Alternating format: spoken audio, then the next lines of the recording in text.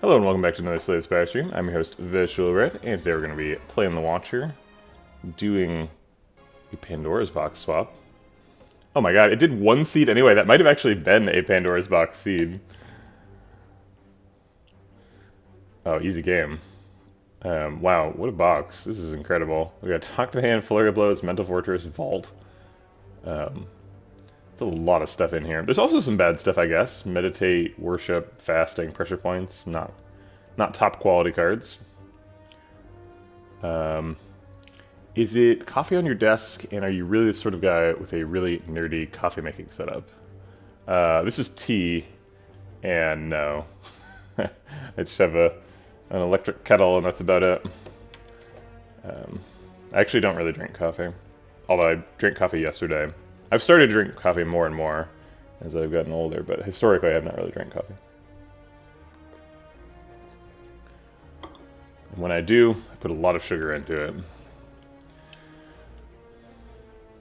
Well, Talk to the Hand's great. Flurry, Mental Fortress. So this is our like block plan against the heart. I don't know what our like killing stuff in Act 1 plan is exactly, but we'll figure that out. Yeah, there is a pressure point in here. No joke, pressure points is going to do a lot of damage to Hexaghost. We're definitely not removing it in Act 1. We'll keep the Meditate around in case we see an Establishment. It's possible this is an Establishment Meditate sort of build. That would work fine. But hopefully we're doing rushdown stuff. I was thinking about this in the shower this morning. The Watcher, the most common Watcher Infinite combo needs one specific uncommon card, which is rushdown, and then 2 individual uncommon cards from a set of 2. And so the 2 individual uncommon cards from a set of 2 are, you need either Inner Peace or Fear No Evil, which are your Calm Enters, right? So there's 2 options for that. And then you need a way to block against the heart. And the options for that are Mental Fortress or Talk to the Hands. And we have both Mental Fortress and Talk to the Hand here, so that's nice. Just need the Rushdown and the Inner Peace. Or Fear No Evil. Meditate doesn't work because it ends your turn. Alright, pathing. Looks like 2 elites is the max. Oh wait, no, we could do 3 here. There's no way to string together any of these 4 into more than 2 in a row. This is 5 fights into an immediate floor 6 elite. Is possible if we have a good box. Is this a good box? I don't know. I mean, it's got a vault in it. It's not bad.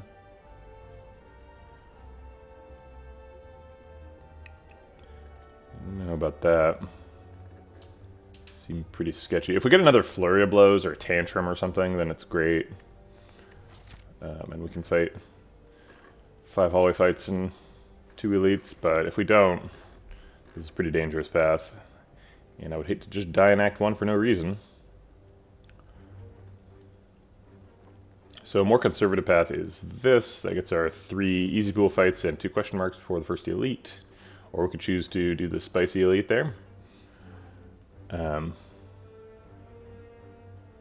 Yeah, exactly. Floor 4 can be very dangerous if you're doing 4 fights in a row. I'd rather do an elite first. Get a relic.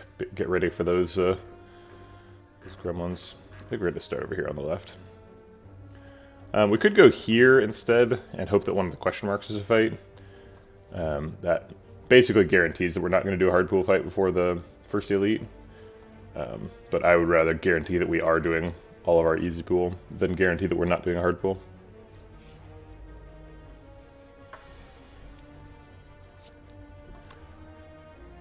Mental Fortress Vigilance blocks for 12. They're hitting for 14, so slightly short, but not by much.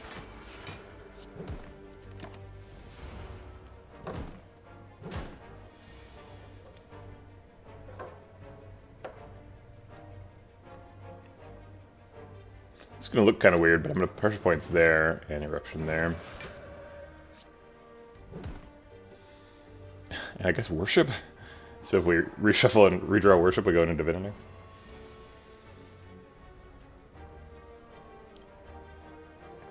Should be lethal with fasting, talk to the hand, and flurry blows here. 28%, is that what it is? And I'm presuming by on you mean no.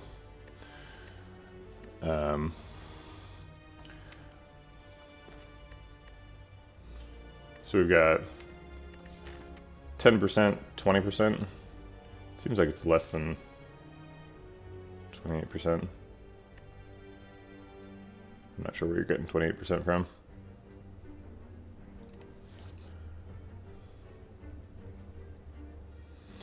Wallop is nice.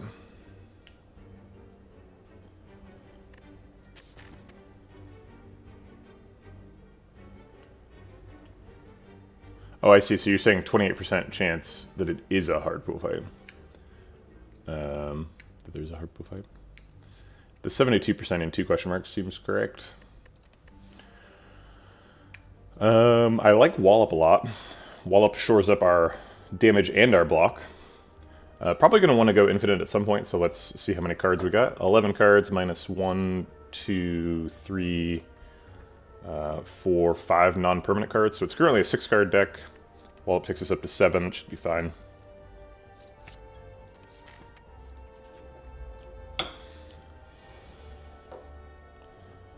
Talk to the Hand blocks for the same amount as Mental Fortress, but I'd rather have Talk to the Hand down, and it does damage.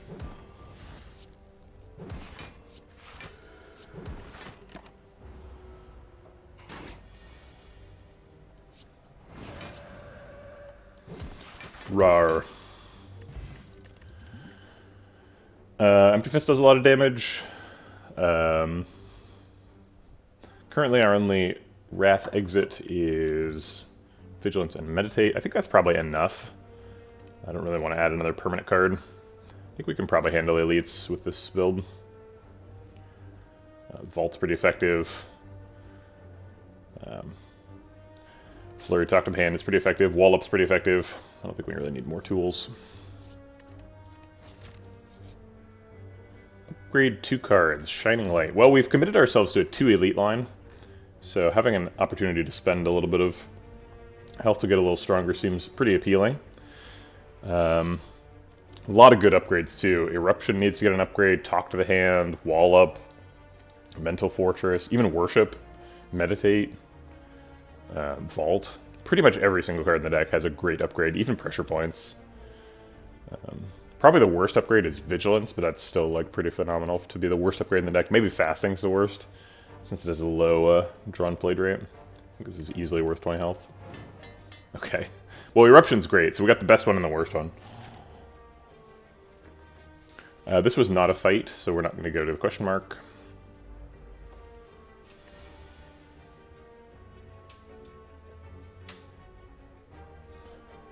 I guess we'll do Vigilance Eruption so that we can fit a Mental Fortress in. No, we can just do Eruption Mental Fortress. There's no point.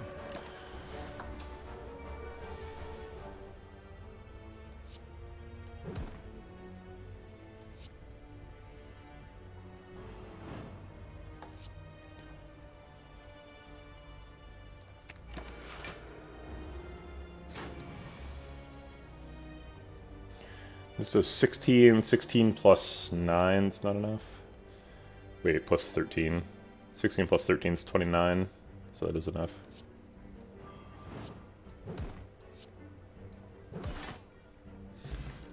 Okay. Prey makes a little bit of sense. We do have a Worship in the deck. I kind of just like, if you're going to have a Worship as your first mantra card, you kind of just want Worship as your only mantra card. I guess I could see, like, Worship Double Prostrate making some sense.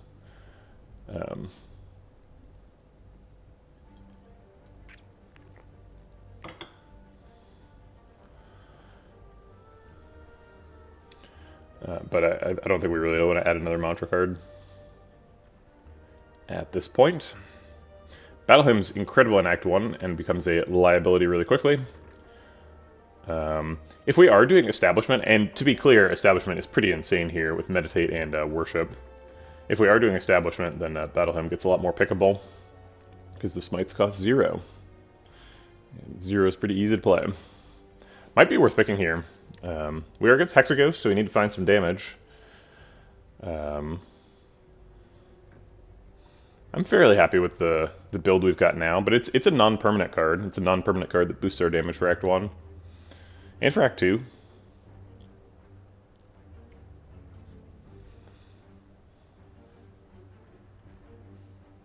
We've already seen Shining Light, so we can't get the bad upgrade on Battle Hymn from that.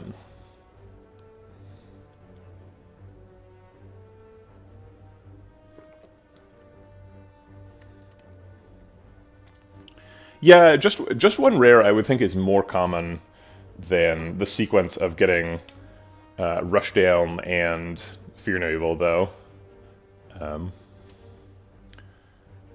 Two specific uncommons I think is probably rarer than one rare. Because we're going to start seeing rares like pretty soon. We'll probably get a rare from the Elite. We'll get rares at the end of the act. There's not that many Watcher rares either. And, like, to be honest, most of the Watcher rares are bad, so putting yourself in a position where one of the Watcher rares is, like, super good is a pretty good idea, because then, instead of just, like, totally getting nothing out of your end-of-act card rewards, you at least get something. But yes, it's not super likely that we get an Establishment.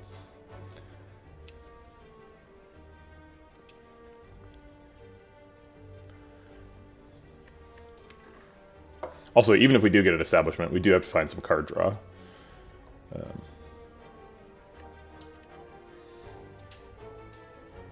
I'll pick it. It's so good in Act 1.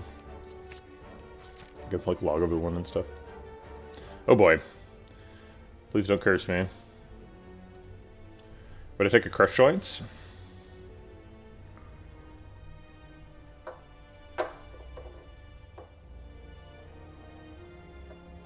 It's true, yeah. Yeah, Rushdown never gets worse. I think I'm no on Crush Joints. It's pretty good. I guess I'll risk a Crush Joints to see an extra card. Okay. So we have a 1 in 7 chance of this being pain. That's way too much. I'm not taking that. Okay, we know for a fact this isn't Parasite, because this is the other Parasite. Alright. So we know this isn't pain. I want to see what the rare card is, so I'll take a look. Right, we didn't actually see it. The rare card was 2 of the last 3 cards.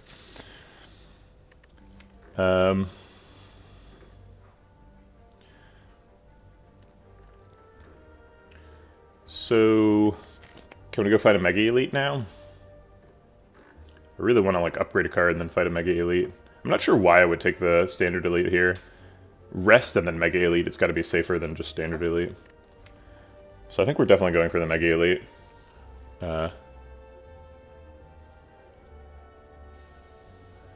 They can rarely put 2 matching sets of cards in that event unless they've patched it. The only card that can be duplicated on Ascension 20 is the Curse. But you can see 2 copies of the same Curse. But we didn't do anything. We didn't do anything unsafe there.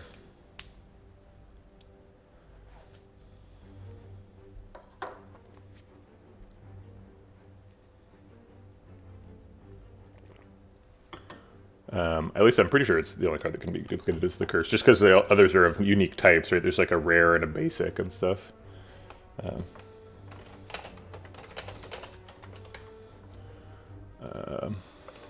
does this work? Yeah, so one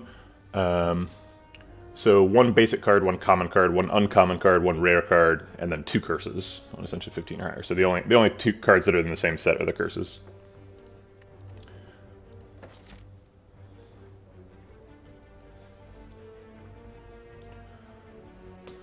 Oh yeah, Ragnarok was the rare. Good point.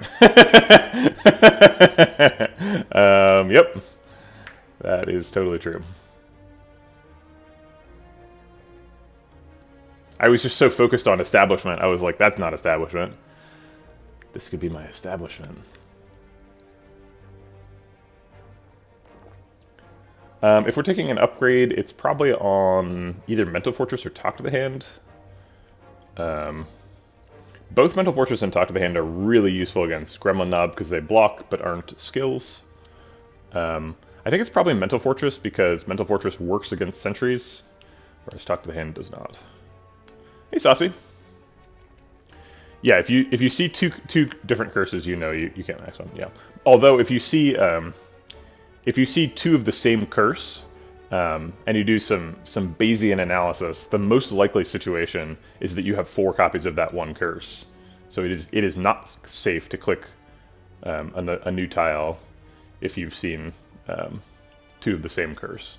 If your first click was a curse that you have already seen, I guess is the easiest way to say that. Good morning, Flintlock. Okay, so let's go here and upgrade Mental Fortress. We've got good potions. I think we'll be fine. Do we need anything that upgrades right now? Maybe we should take a Wallop, actually. Wallop is also a block card that's also effective in both Gremlin Nub and Sentries.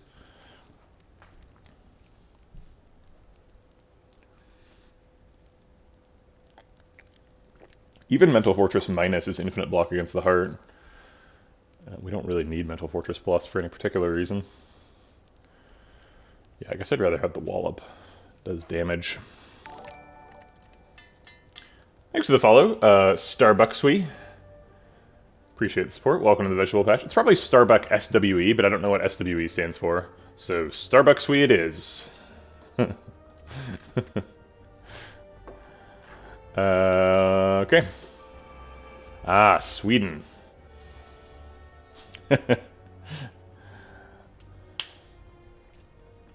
I feel like people from Sweden pronounce Sweden as Sweden, and I always feel like it's kind of like the like Barcelona versus Barcelona problem, where it's like, should I pronounce it with the lispy th? I don't know why that's. Is that like, am I being insensitive or am I being more appropriate by doing that? I don't really know. I've never heard a satisfactory take on that. So Mental Fortress would have been a better upgrade for this turn. Generates 8 block, could generate 12. We could dupe pot it. People from Sweden pronounce it blue.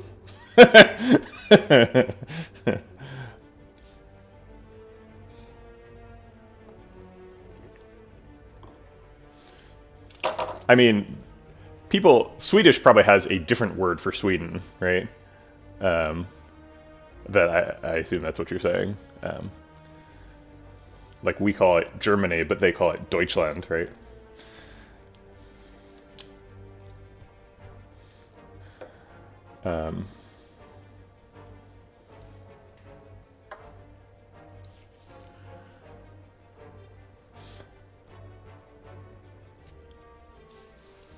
Svenska.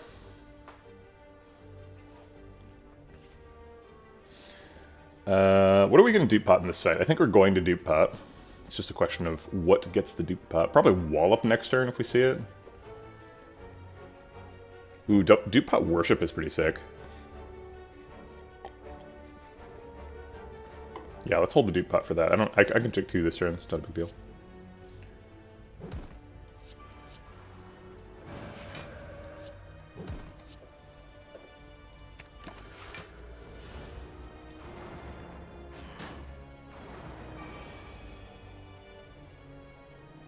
We did get the Worship and the Wallop, so I guess we're going to Eruption, Flurry Blows, Dupe Pot, Worship, Wallop for 36, Flurry Blows in Divinity mode.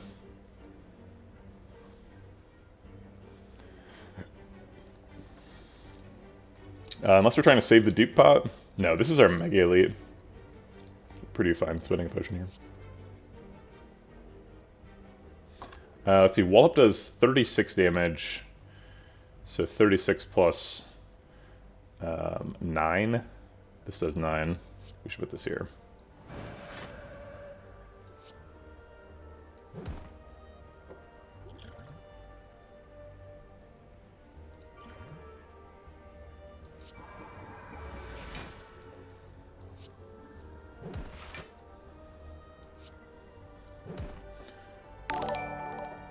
Thanks for the subscription, Starbuck. Appreciate the support. Thanks for bacon.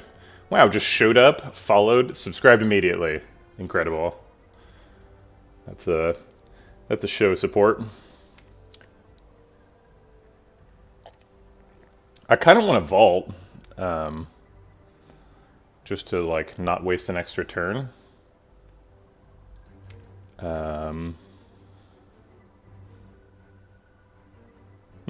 Actually, next turn, Vigilance Talk to the Hand already blocks out and kills this front one. So I guess I'd rather just shuffle the vault. I can peel off an artifact charge if I want.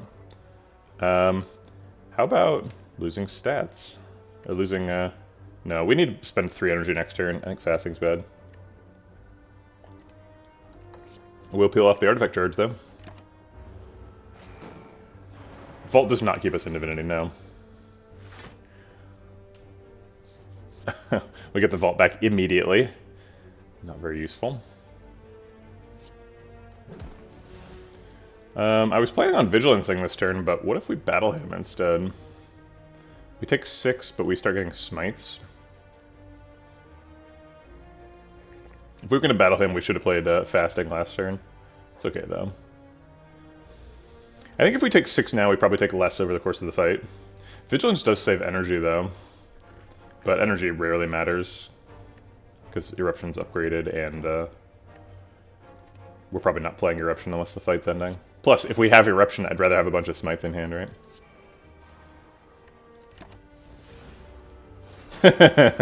Well, I appreciate it. The implicit comparison to Balelord is certainly a flattering one for me.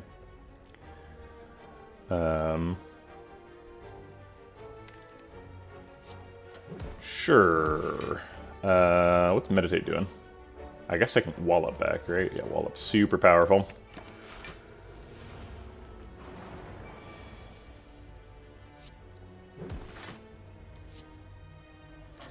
And we have Lethal next turn. Okay. Took 6, spent a dupe pot. Seems like a great Mega Elite fight. Our first card reward rare is a Master Reality. We do technically have Battle Him, so it's a card. We could pick it. Maybe we end up with a Dead Branch.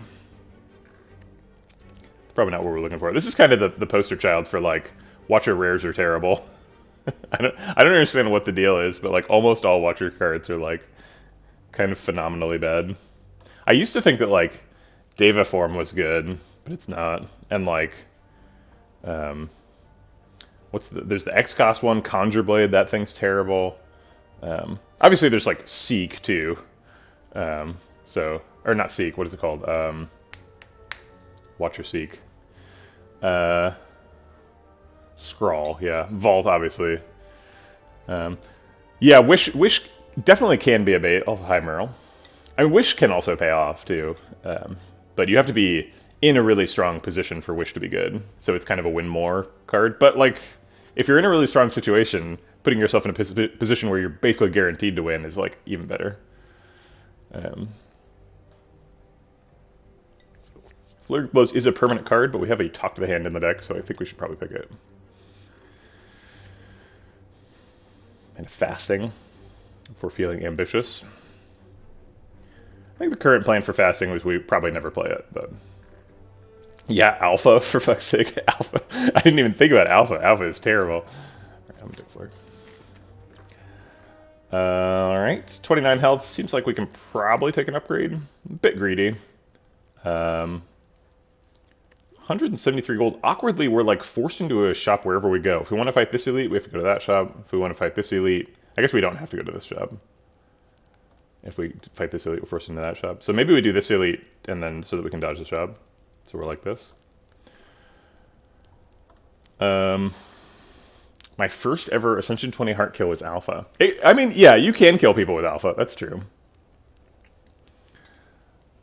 If you're playing Watcher at the absolute highest level, Wish is never a take outside of Snecko. What about Mummified Hand, Merle? There's other energy manipulation, Relics.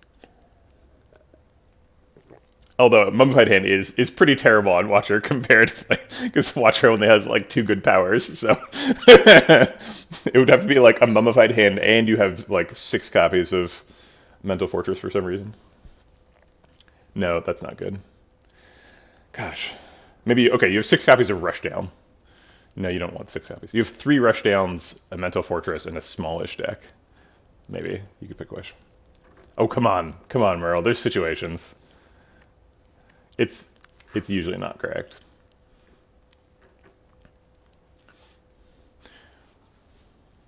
Wish can be a take if you have, like, Tantrum Ragnarok, but as Merle would probably say, you probably just never pick Ragnarok, so you're never in that situation.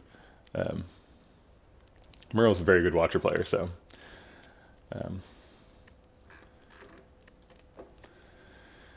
he's probably right. Can we afford to upgrade Meditate here? I would love to upgrade Meditate or Vault.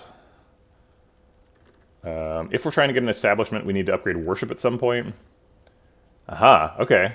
So if you have Ragnarok, and we're assuming no Snecko Eye, because if you have Snecko Eye, Wish is already potentially pickable. If you have Ragnarok, can you take Wish? What if you have, like, Apparitions, so that you can, like, take a turn to do the Wish, too?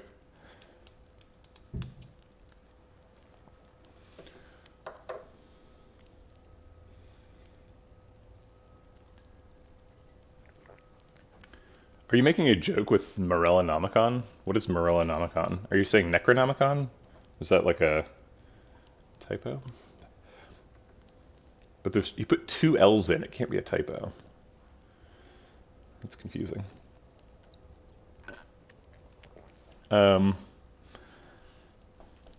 Pressure Points Plus is not the worst upgrade.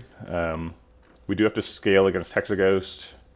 We'll probably end up playing Pressure Points like 3 times in the fight. Oh, I see. Okay. How much extra damage does Pressure Points Plus do if you play it 3 times? So it goes 8, 16, 24, which is 16 times 3, which is 42. Wait, no, it's not. It's, what is it? Oh my god. It's 8 times 1 plus 8 times 2 plus 8 times 3, so it's whatever the number is, it's that times 6, if we play it 3 times. So we get an extra 6 times 3 is 18 damage.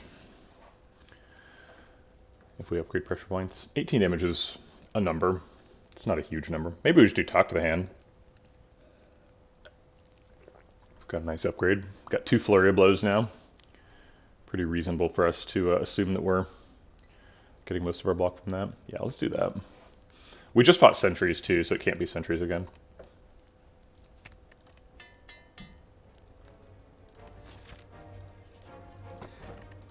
Bag o' Marbles.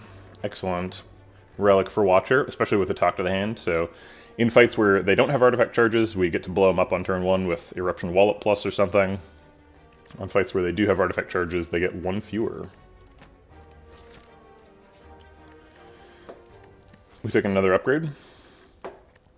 Yeah, we're at 30 health. I think we'll be fine. Like a Vault Plus. Seems like the next most important thing. Kind of the orbit of most important things is like Vault Plus, Meditate, and then like maybe Pressure Points if we need the damage. If we think we're getting Establishment, Worship. Yeah, skipping Marbles is probably not going to happen. Watcher very rarely gets access to Vulnerable. Actually, that's not true. Crush Joints is pretty common, but whatever. Grumble, grumble. Could upgrade Battle Hymn and make it worse. Yeah, let's get that Vault Plus. This lets us, you know, play another card on the turn we vault. Get knobbed.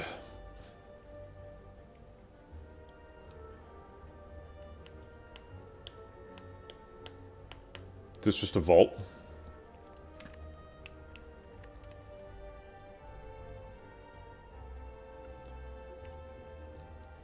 It's either Wallop or Vault, right? 18 damage or skip a turn.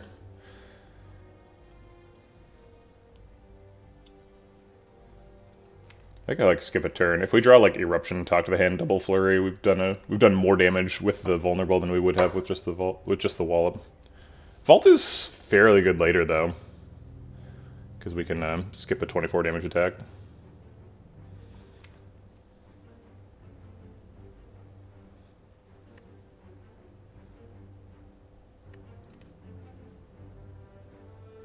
And we don't really need to capitalize on the Vulnerable because we have a Fear Pot. We can get more of it if we need.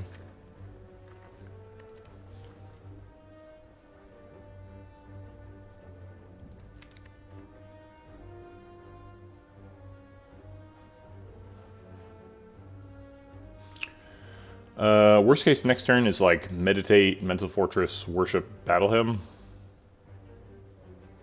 Oh, and Pressure Points. We need 5 cards. It's only 4. That's pretty terrible. I think we probably like Mental Fortress, Meditate a Vault or something.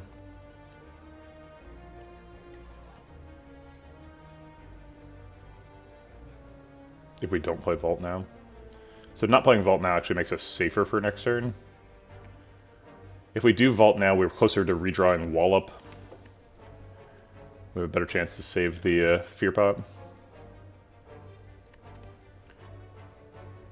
I hadn't considered Vigilance. I was saying Wallop or Vault. I guess Vigilance is kind of okay. It curries the energy to next turn. 18 damage versus 2 energy seems like 18 damage.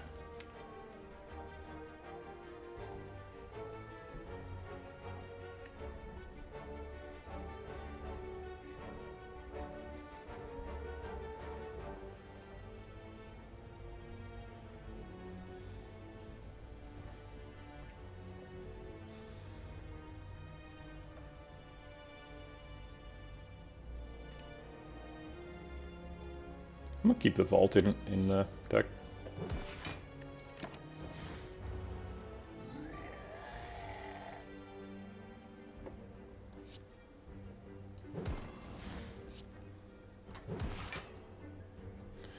Do we play Mental Fortress Pressure Points? He gets a little angrier. We go pick up a Vault. And lethal him before he comes out of his daze. So next turn is like Flurry, Eruption, Flurry, Vault, but also Battle Hymn. Got a Smite, we're in Wrath mode. This does 4 plus 9 is 13, plus 8 is 21. Leaves him down to 37. The Smite does 24, so I have to find 13 damage the following turn. Seems like we're probably doing that. Do we Pressure Points Meditate?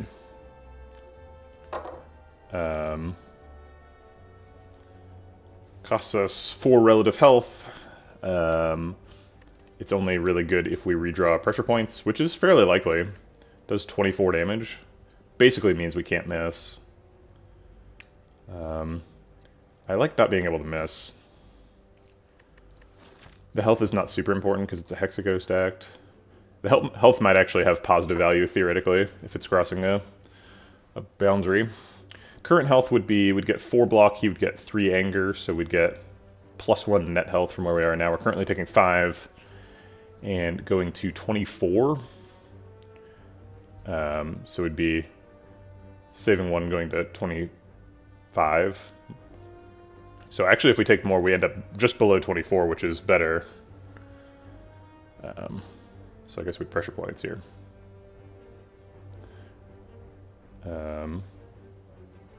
We lose net 7 health from that, so we end up at 18. I don't know if I want to be at 18 either.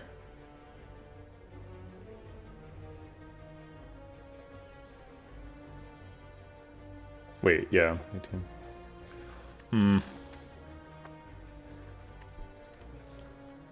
I guess if we go to 25, we probably take a damage from this hallway fight.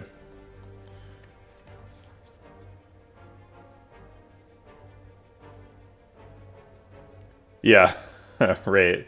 Yeah, it's important to try and think out your options before you just go. This is a very difficult fight. Even that turn 1 was very complicated.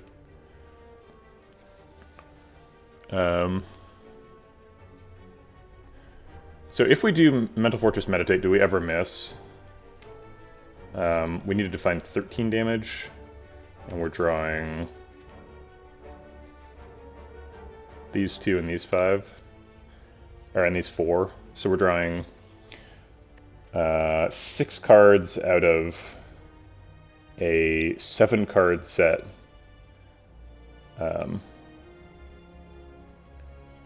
And Wallop is lethal, Vigilance Flurry Blows is lethal. We're actually guaranteed to get one of those 2.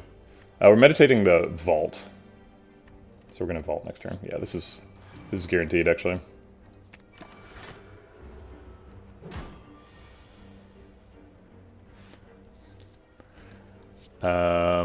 Shoot, we drew the Wallop this turn. But we still get Vigilance Flurry next turn, which I believe is still lethal.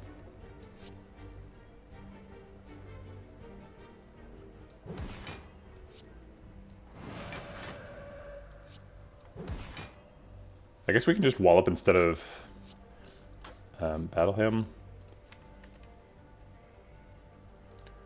It's the same damage, but this spends the energy this turn, and we have the energy this turn, so might as well spend it this turn.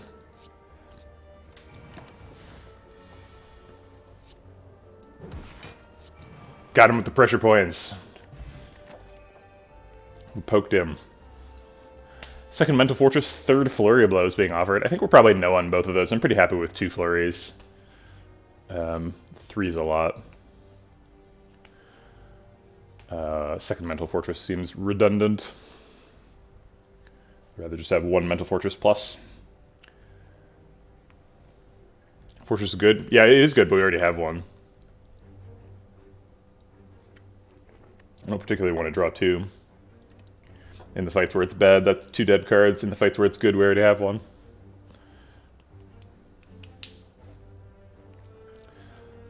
Study's okay sometimes. Study is pretty helpful for infinites. At least if you can get Study Plus, because it draws you your 10-card hand, which sometimes is difficult. Usually Watcher's doing that with Scrawl, but sometimes, you know, your Scrawl has already been used. 225, little low for a shop. Shop does give us a shot on goal at Rushdown or Inner Peace, or Establishment, technically. Yeah, I like shots on goal. Can remove the pressure points, or the worship.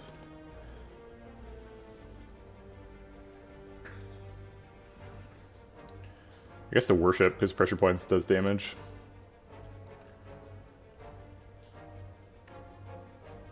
Or causes loss of life. It technically does not do damage.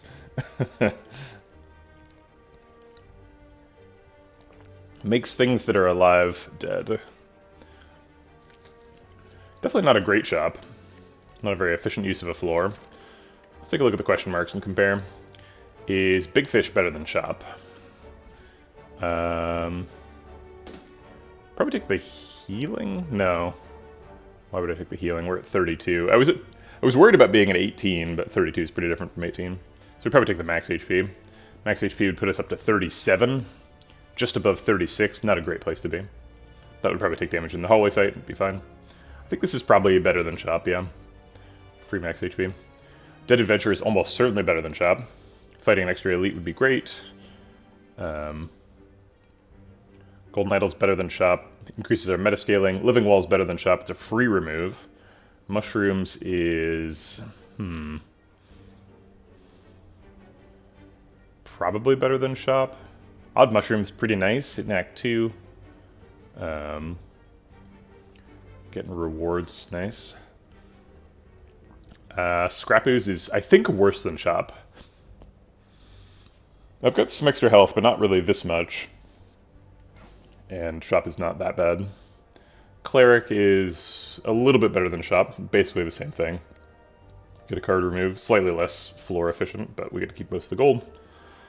Serpent is significantly worse than shop. Wing Statue is probably better than shop. And World of Goop is significantly worse. So a couple of worses, a couple of betters. It's not really clear. 30% chance of a fight. Fight is probably better than shop. So I think most of the time. Question mark is better than shop here. Treasure, obviously better than shop. Alright, it's a fight. Sure. Wallop blocks out. Talk to the hand versus battle him for the last energy. Let's take battle him and make people who are alive into people who are dead.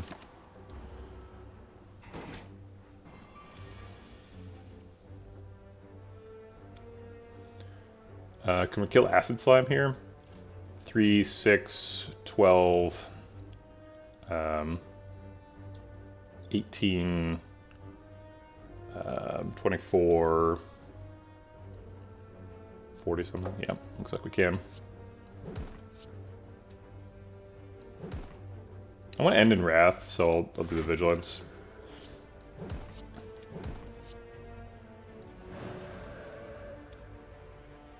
Oops.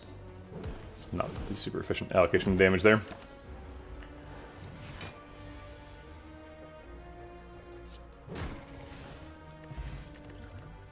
Inner Peace. That's a bit we're missing. Just need to rush down now.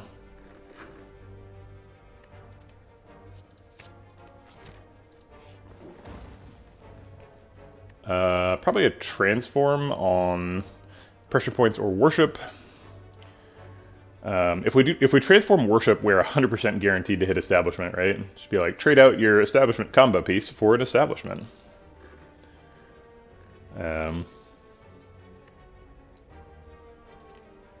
That's just the world we live in. Could also take a remove if we're confident we're going to get the establishment. Remove is pretty reasonable. Obviously, transform has a chance of adding an establishment or a rushdown right now, but that chance is pretty low. It can also add another non-permanent card, like a power, or like a vault, or a scrawl, or something busted.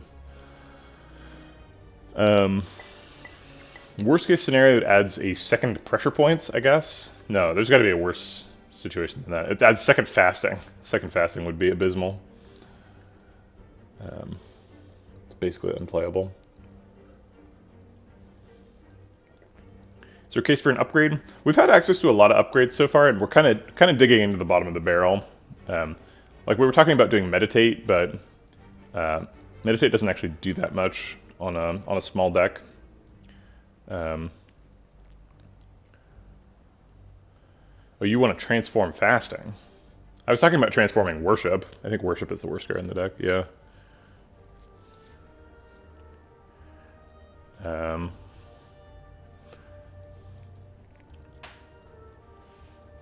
There's what, like 80 Watcher cards? So like the difference between, the most significant difference between removing and transforming is the 1 in 80 chance of getting rushed down, which is pretty low. Merle says remove is certainly better. But sometimes transform is a remove. And I do like taking a shot at winning the game on the spot. I don't like fasting, it always bites me in the ass. Yeah, I agree. We're mostly keeping it around for potential pellets. I mean, it came out of the box, so we didn't pick it intentionally.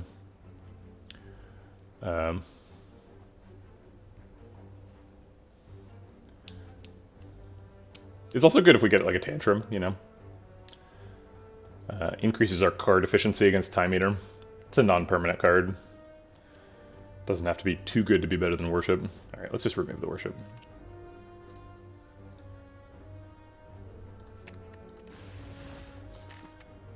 We're still in Act 1, so I think we're likely to find a rush down from another source. We don't need to take a really long odds shot at finding it. Mental Fortress and stance changing is happening. There's nothing we can actually meditate back. I guess we could play Inner Peace and then meditate it, but that's kind of silly. I'd rather just play Battle Trance.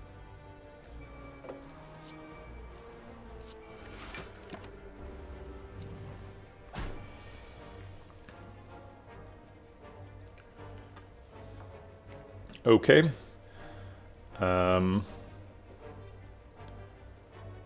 Wallop seems like a big part of the turn. Talk, Wallop, Flurry makes the most sense, I think.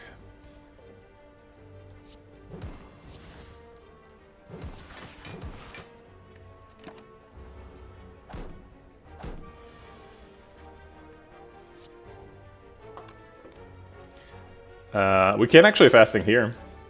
This is a pretty good fasting situation.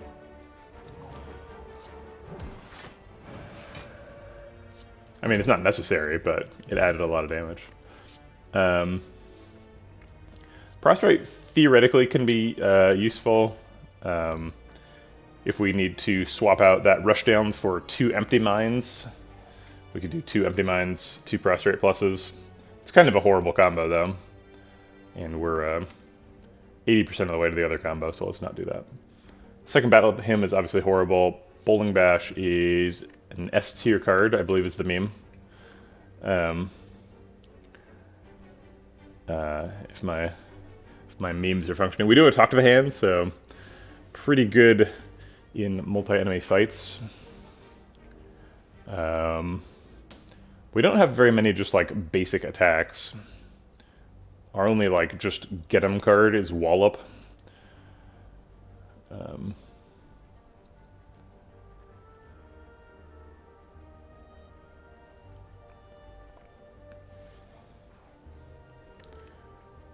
This would be our second just damage card. I think we're winning the Hexaghost fight either way, so we'd be taking this for Act 2 if we're taking it. Obviously, AoE fights, or AoE cards are good for most of the Act 2 elites. Not super relevant for Book of Stabbing, but the other fights. And I think those fights could be a problem, currently. Alright.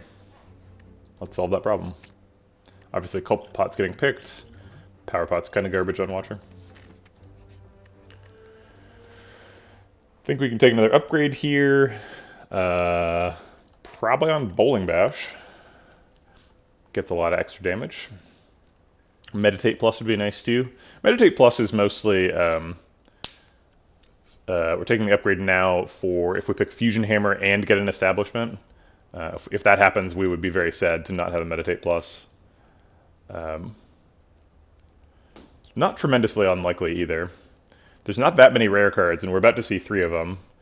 And there's not that many boss relics, so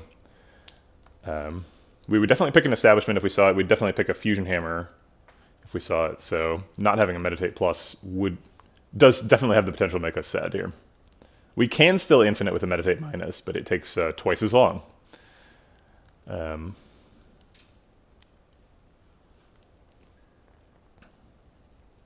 Yeah, I'm gonna go ahead and take the Meditate Plus. It's a good card. It's not like this upgrade's really costing us much. Bowling Bash is a better upgrade for like surviving Act 2, but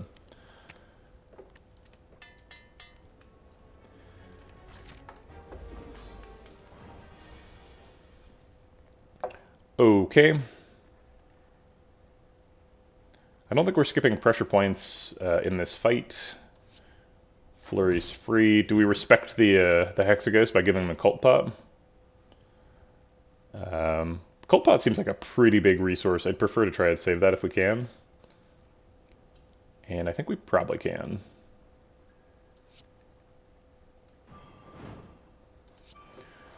So Bowling Bash does 10 damage. Meditate gets back our pressure points and our flurry. Meditating back pressure points can be a pretty big deal in this fight. The downside of Meditate is that we are in Calm, so if we draw, for example, Mental Fortress Vigilance next turn, we're costing ourselves 4 block by being in Calm. I think that's unlikely to be a big deal.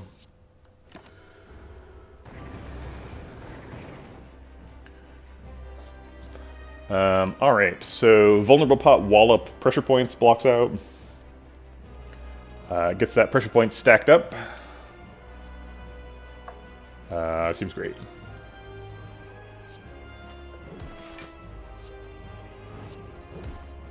Doesn't develop Mental Fortress, but we can do that next shuffle.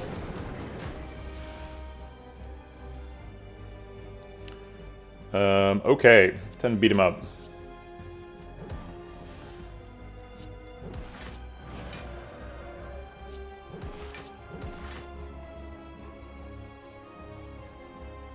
Hey, Bad Terrence.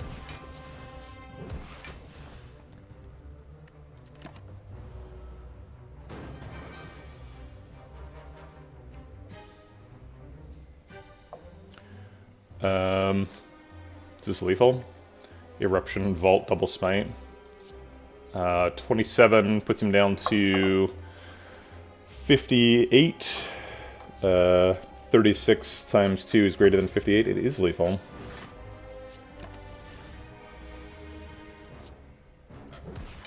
Yeah, could interpiece first. I generally stop thinking when I see lethal. Okay.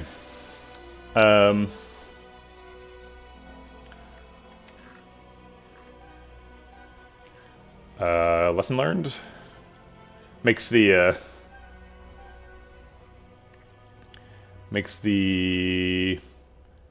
Fusion Hammer a little bit less painful. Also adds a card to the deck. I don't think our deck is like so streamlined that we can't take a Lesson Learned. It is a little bit expensive, and we're definitely not picking Snecko Eye because we're a rush down the way from infiniting without it. Brilliance was a lot better before we removed the Worship. So probably not picking that now. Yeah, I think the only pickable card here is Lose Lesson Learned. I'd be a lot more comfortable with it if we had like a shovel or something. Lesson Learned can kind of just leave you with campsites that do nothing, but that's okay. You can just solve that problem by not pathing to campsites. We don't have any like super high tier upgrades. Actually, we have a super low tier upgrade too. We do not want Battle Hymn Plus, because then we lose a starting a card out of our starting hand. If we do get a Battle Hymn Plus, we can just remove it. We can also just remove it anytime.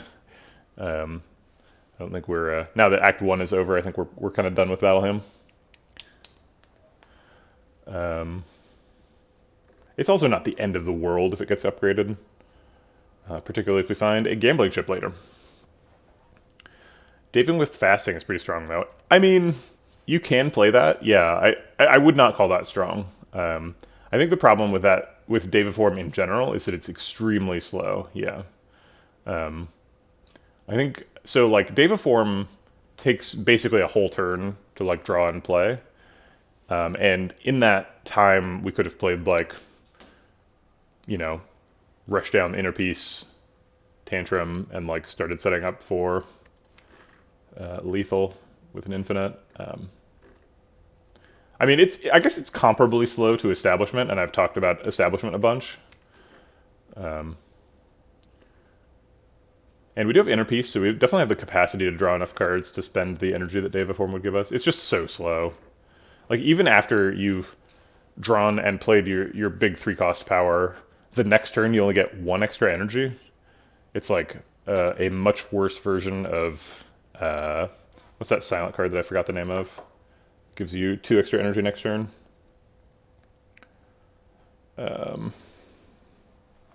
Gosh. Outmaneuver, right. So Outmaneuver costs 1 and gives you 2 energy next turn. Daviform costs 3 and gives you 1 energy next turn, which is like quite a bit worse. In the context of like a 10-turn fight, sure, Daviform does some pretty phenomenal stuff, but that's so slow. Like, most fights are over by like turn 3. I think I'll risk the Battle Hymn upgrade. I mean, just getting like Flurry of Blows plus and like Vigilance plus is pretty nice. Okay, it's probably a Slaver's Collar. We're 1 card away from an infinite, so probably not picking Choker. I guess Sozu's pretty reasonable. We have a Cult Pot in the bar. Obviously, the Power Pot is unimpressive, but...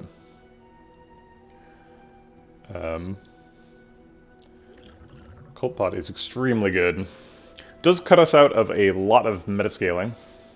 We don't get any potions for the rest of the run. How is the heat wave in your area? It basically, I don't know why. I don't understand why. And obviously, like, no simple explanation can be given for any weather-based phenomena.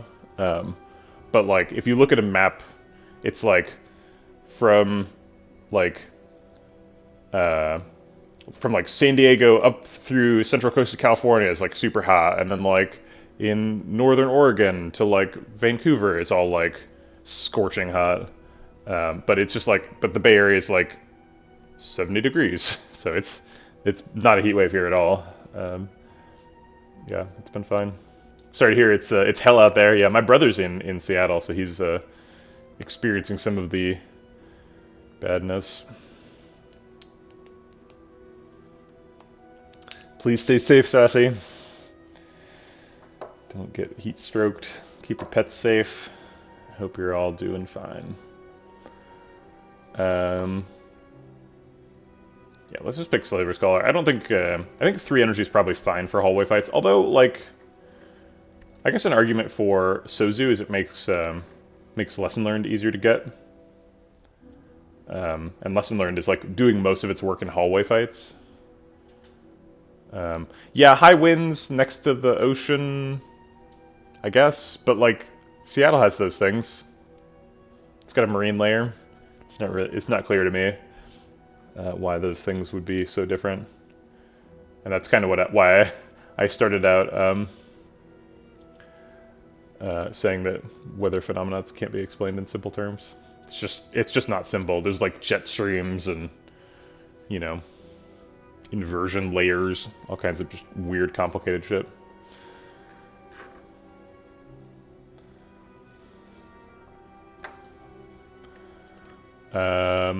Yeah, I don't think we need energy on hallway fights to get Lesson Learned. I think we will be able to get it, especially with the Meditate Plus. We can set that up pretty easily, so.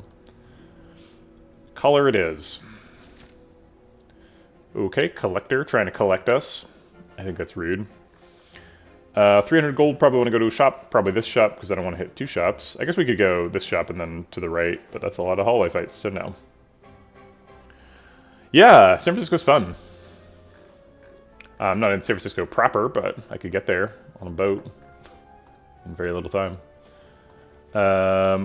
I like Act 2 question marks. Act 2 question marks have a bunch of card removes and stuff. Obviously, there's some bad ones. Vampires and Council of Ghosts, generally bad with Pandora's Box. Less so for Council of Ghosts.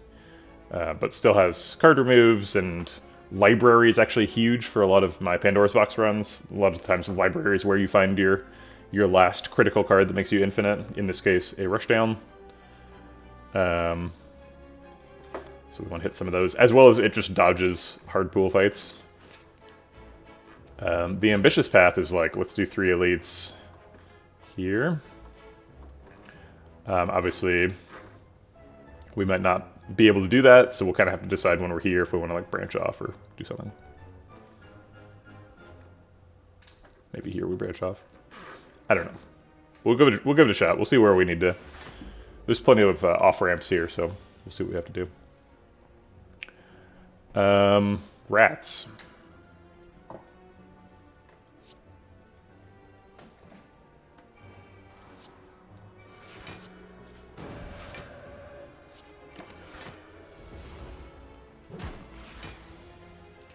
With color, elites might be easier than hallways. Yeah, actually, elites are like frequently easier than hallways. People really underestimate how difficult hallway fights are. Not to pick on Redbeardy, but Redbeardy offered an analysis in a YouTube video like a month or 2 ago, where he was like, question marks are the worst thing ever. You should never go to question marks because they don't metascale you as hard. And like, it's true. Question marks do not give you as much metascaling as hallway fights, right? Hallway fights give you gold and card rewards and potions, and those things make you win the game. But the missing part of that analysis is hallway fights actually do cost a lot of health, and you can't just not take damage, right? It's not an option. You are going to take damage from hallway fights. That's the reality of the situation. So don't underestimate the damage that hallway fights can do to you. They will kill you.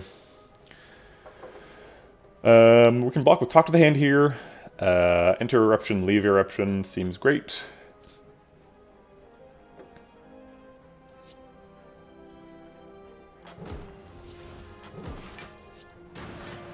Not super efficient plated armor damage here, but...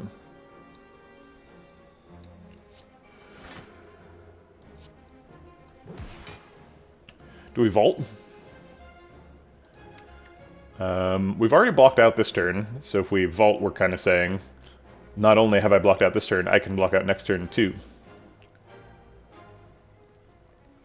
Right. Yeah, hallways are also not only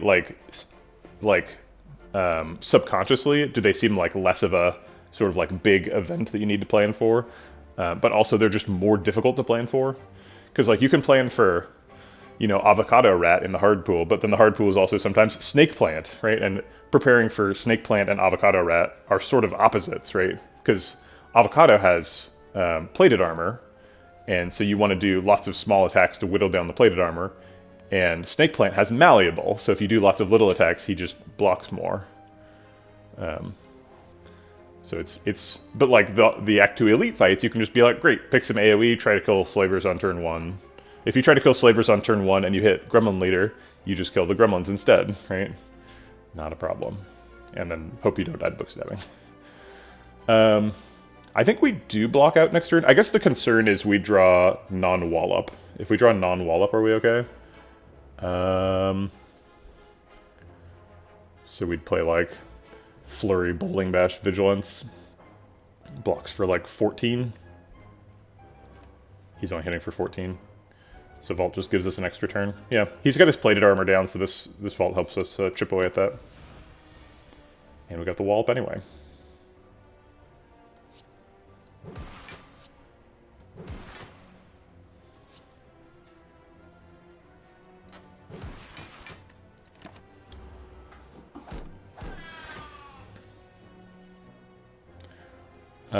Is this lethal? I hope so.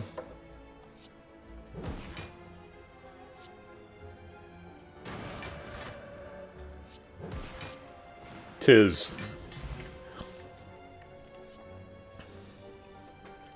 Second inner piece. Second inner piece makes us infinite with an establishment.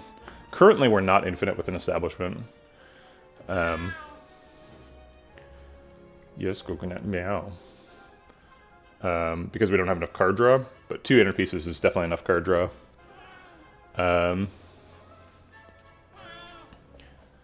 2 inner pieces is not very useful if you have Rushdown. You'd rather have a Tantrum here. But there's not a Tantrum being offered here. Tranquility's here. Tranquility says plus on it. Costs 0.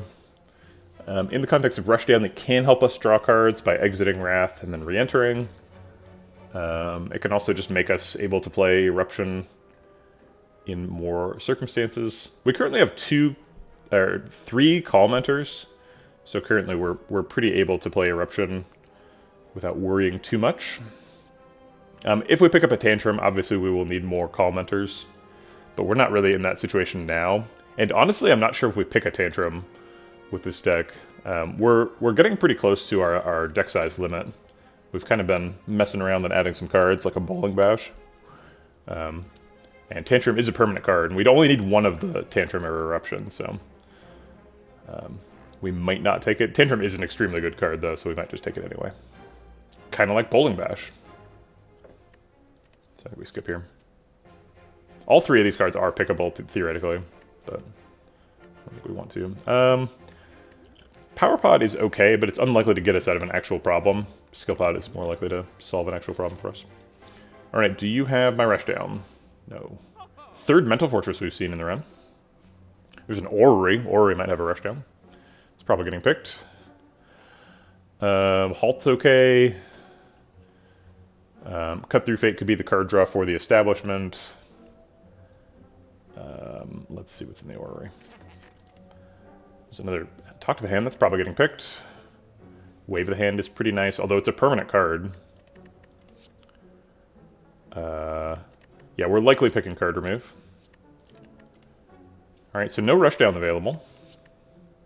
Actually, no rare cards either. Pretty unusual for Orrery to not give you a rare card. I'm not sure what our rare card chance was at the beginning. Working backwards from this card drop thing, if it's a 28% chance, I don't know what the cube root of 28% is, but it's probably like, I don't know, 95 or something. So we probably had like a... Maybe we saw a... Elite in the next fight. Aura reading? I'm not sure what you're talking about.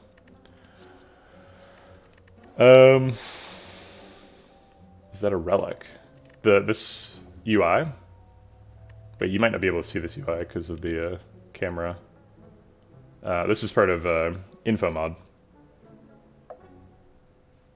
Oh, orrery. Orrery is this thing. And that's how we're seeing all these card rewards. Alright, let's pick the Talk to the Hand. I don't think we're ever skipping that. Wave of the Hand is slightly sus here. Second Wall Up or Halt are options. We could pick... Praise a no, Empty Fist no, Foreign Influence is a no. Hey Guitar. Buenos dias. Interesting box. Sort of like splits the difference between doing an Establishment Infinite and a Rushdown Infinite. So we're still looking for that. It did come with a Mental Fortress and a Talk to the Hand, so that's nice. Lots of block solutions.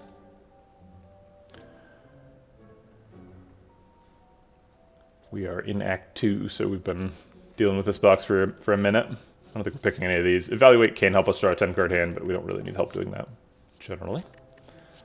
Yeah, I think we skipped the rest. I don't think I want any of these, including Wave of the Hand. Wave of the Hand's certainly nice. Is skipping Wave of the Hand a little bit too all-in on infiniting? I feel like Wave of the Hand with 2 Talk to the Hands, you can just win fights naturally. You don't need no fancy infinites. Current permanent deck size 17 cards minus 1, 2, 3, 4, 5, 6, 7, 8 non-permanent cards. So it's a 9-card deck. 9 cards is the limit, or actually 9 cards is over the limit for comboing on turn 3 against the Heart, 3 and above. We need to be down to 8 cards, because we need to have the whole deck in the hand. So we need to be net -1 cards from here on. Rushdown, thankfully, is a non-permanent card, so we don't have to worry about that being in hand. But if we take the Wave of the Hand, we need to remove 2 cards. Do we want that retain card if we're looking for Establishment? Are you talking about Protect? No, certainly not. We've got really good block solutions. We've got 2 Talk to the Hands and Mental Fortress, so I think we're pretty happy with our current block plan. Protect is... If it said plus on it, maybe. If it said plus on it and we already had an Establishment, maybe. But usually, Protect is not a great card. Yeah, we didn't pick the Fasting. The Fasting came out of the box. I agree. Fasting is very sus. Alright. Pretty comfortable skipping the rest. Okay. We taking anything else out of the shop? Maybe card remove? Yeah, well, we need to be we need to be -1 cards from here on out, so taking a card remove seems pretty reasonable. What if we took a whatchamacallit, Dreamcatcher? It's mostly a thought experiment. I don't think we're ever actually doing it, but we don't really need... Like, Dreamcatcher's a little bit like Shovel, right? Because we don't need to upgrade things at campsites anymore because we have a lesson learned. So Dreamcatcher, like, gives us something to do at rest sites. And if we're still looking for Rushdown for the rest of the game, Dreamcatcher could potentially be like 4 extra card rewards, which is like sort of orrery level, right?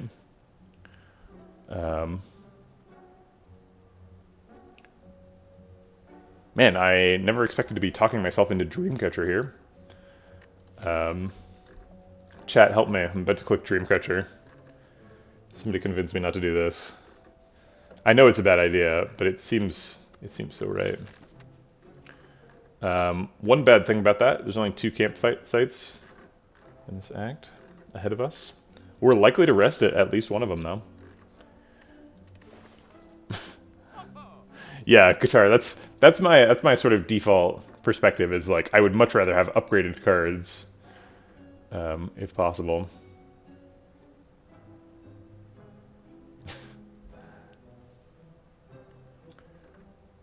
Actually, we'd probably be removing pressure points before fasting. Pressure points is a permanent card, whereas fasting we can get rid of it by just playing it. Although it is awkward to play it. I know, right? Flintlock, it's like it's a relic that often does nothing.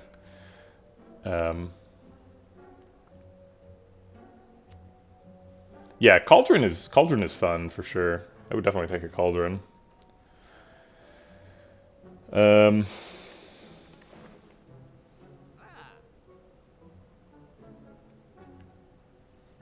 I don't think we're super desperate to find a rush down. We're going to do card remove. Sorry, pressure points.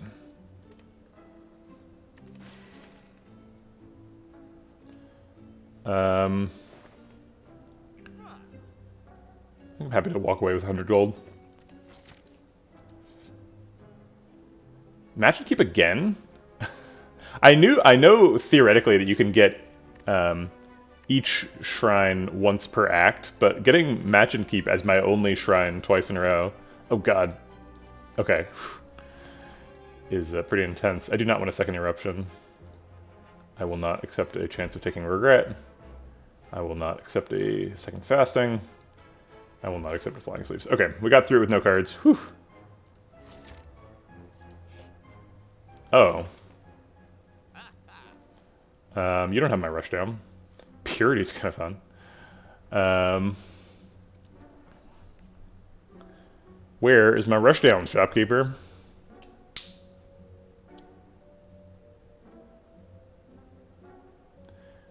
Yeah. It's true. Dreamcatcher's, yeah, extra card reward usually just seems like kind of a extra bonus when you already have to rest. But in this case, where we're looking for one card so specifically... yeah, I actually don't know what the next remove is. Can't do that, wouldn't do that. This doesn't seem correct. This doesn't seem correct. This doesn't seem correct. This could be, but this removes are out for Establishment Infinite. Never this, never that. Could be, I guess. Wallop is a permanent card, but it seems like a good one. Battle Hymn could be removed, but it's not permanent. I guess we could remove a Flurry. Yeah, I guess it's Fasting and Battle Hymn are the worst. I don't know, we could remove Bowling Bash, but we literally picked it to make us better at Act 2. Removing a Bowling Bash in the beginning of Act 2 seems like a weird decision. Lesson learned to talk to the hand are both non-permanent, so they don't... Yeah, both Battle Hymn and Fasting have issues associated with them. They're like non-permanent with an asterisk, right? It's like as soon as you play them, doing other stuff gets harder. I think I'm going to do the Battle Hymn. Fasting says plus on it. It's good against Time Eater, and I really don't want that Battle Hymn to get an upgrade. It's a really bad lesson learned target.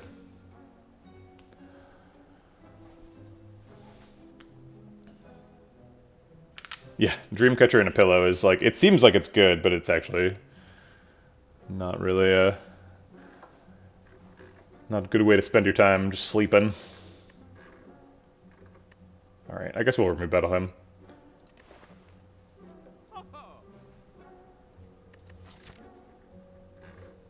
Not a very efficient floor here.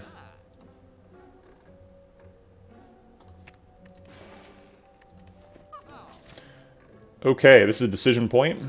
Do we feel strong enough to fight 2 elites in a row? Yep. Okay, let's go do it then. Ah, 3 elites in a row.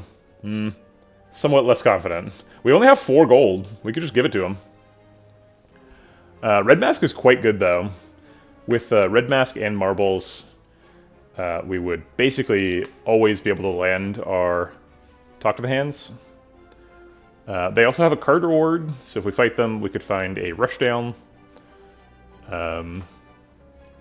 So I think we fight them. 3 elites in a row is no joke, though, with a hard pool fight in the middle. We definitely could die in this little stretch.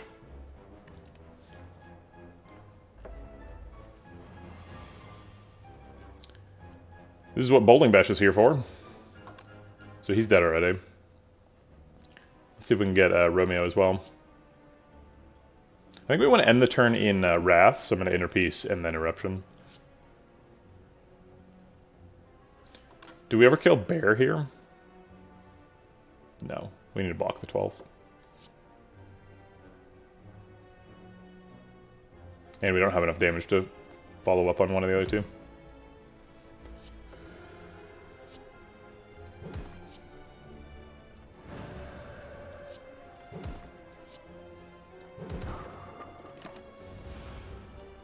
Bowling pin sounds.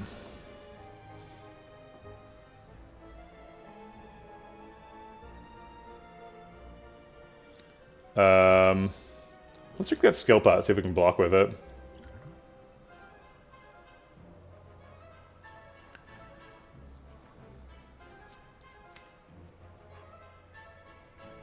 Not exactly what I had in mind. Mental Fortress blocks. So we could scroll into that. I guess if we scroll, we can just use Flurry of Blows to kill Romeo instead of Lesson Learned. So then we could, like, Flurry, Talk to the Hand, Vigilance, Flurry for block.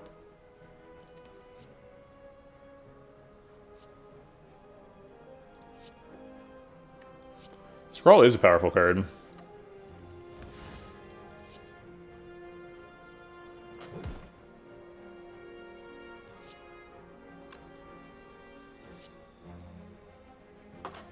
Actually, we can just wallop.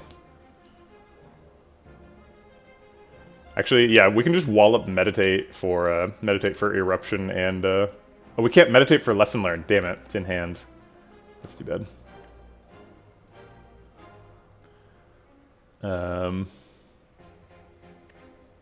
I guess we do Inner Peace to try and find lethal. Or we could just talk to the hand and get him closer to dying.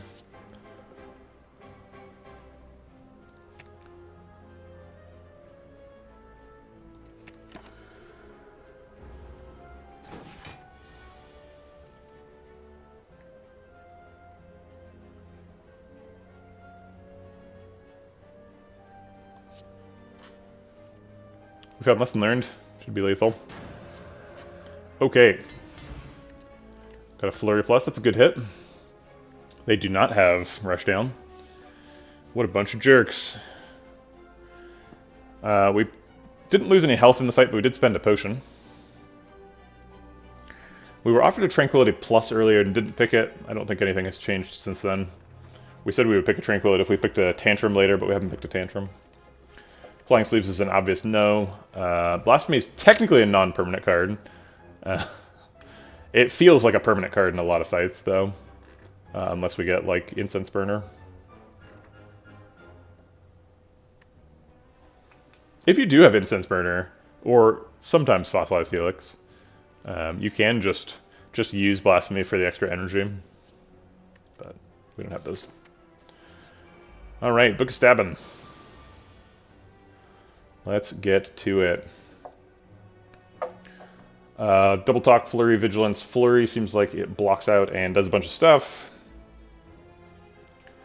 Getting 2 Talk of the Hands down seems like a good measure of progress. We skipped Mental Fortress, but I think that's okay.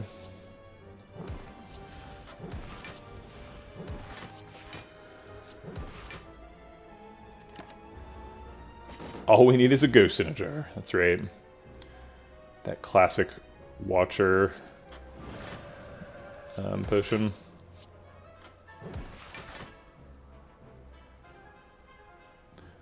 We've blocked out here, so I don't think I'm going to play Vault. I think we're just going to meditate. Probably just grab Eruption Wallop back. Yeah, we've got an Inner Peace for next turn. Might even be lethal with a Lesson Learned.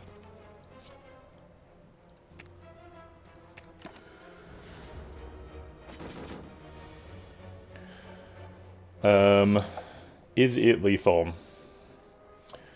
So max damage is probably Flurry, Eruption, Double Flurry, Wallop, Bowling Bash, Lesson Learned. Can we afford that? 4, 5, 3, 2, 0. Yep. Even if it's not lethal, it's going to block out for 24, so I'm just going to do it. I just wouldn't do the Lesson Learned if it's not lethal.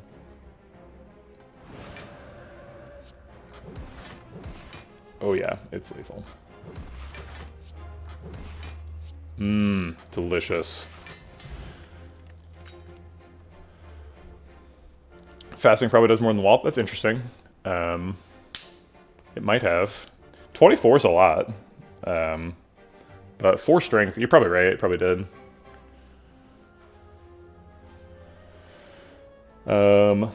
These are all...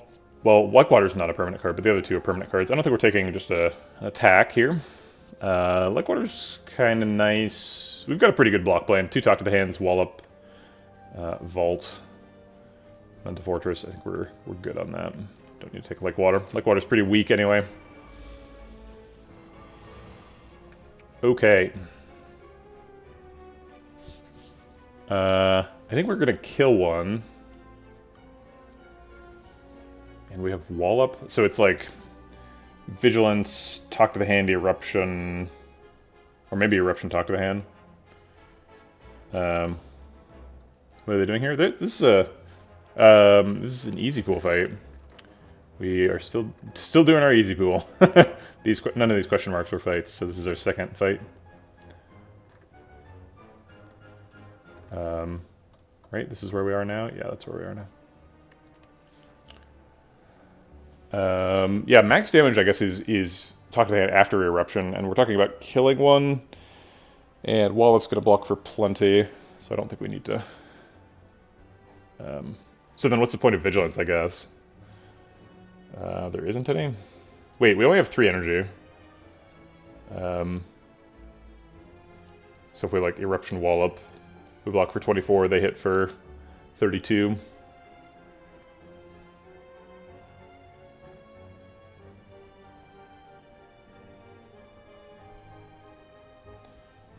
We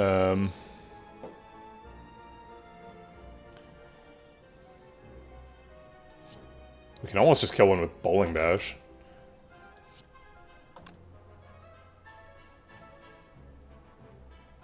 Wait a minute. No, this actually does block out. Yeah, so just the Eruption Wallop still blocks out. Because it does 36. They only hit for 32. Okay.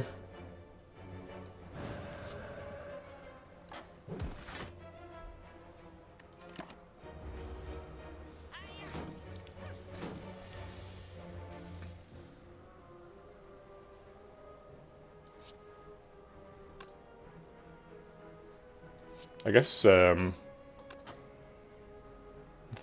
post-calm flurry will kill him. I don't think we can afford fasting. I think we're going to play Mental Fortress Inner Peace this turn.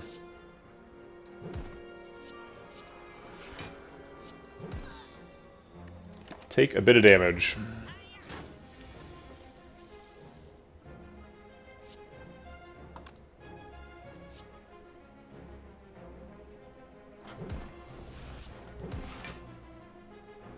Let's go ahead and vault. Sweet. The other flurry. We get another fasting. Get hyped. Empty Fist and Wheel Kick are also here. Those are permanent cards. Wheel Kick is an establishment combo piece. Wheel Kick Inner Piece would be infinite. We don't have an establishment, and generally the card draw is not the hardest part of the establishment combo to find, so we're not gonna take a speculative Wheel Kick here.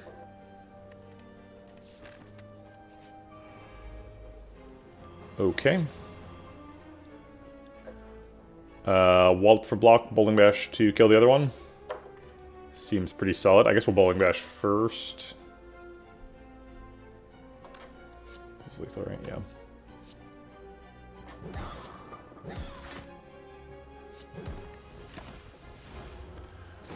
Double fasting, unceasing top, infinite.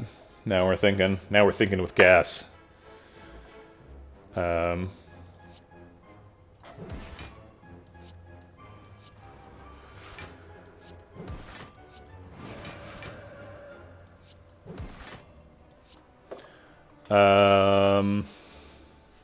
Eruption Wallop? Sure. Oh wait, let's see. Are we getting a... We are not drawing a Wrath exit next turn. So maybe Eruption Vigilance? Okay. He's summoning, actually. Why not just, like, Vigilance Bowling Bash? Well, wait. Why not Wallop Bowling Bash? Now we're thinking. Yeah. Because we're already going to be in Calm. This is the way. Okay. Bowling Bash does 30.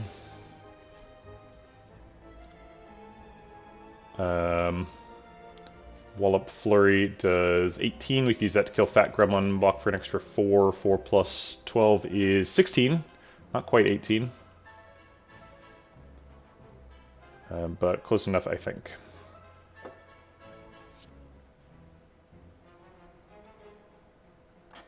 We will make sure he's dead first.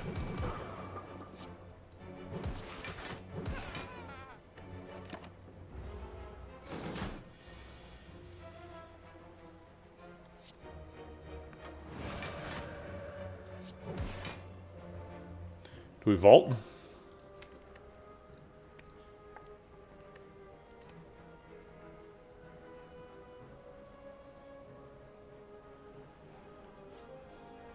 Makes me feel a little bit less sad about wasting so much energy.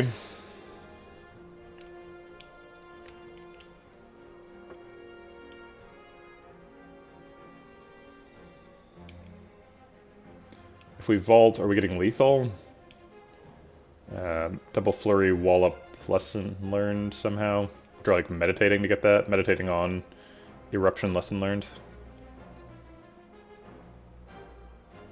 Why wouldn't you vault out of interest? Draw order? Well, it's not blocking this turn, and it could block in the future.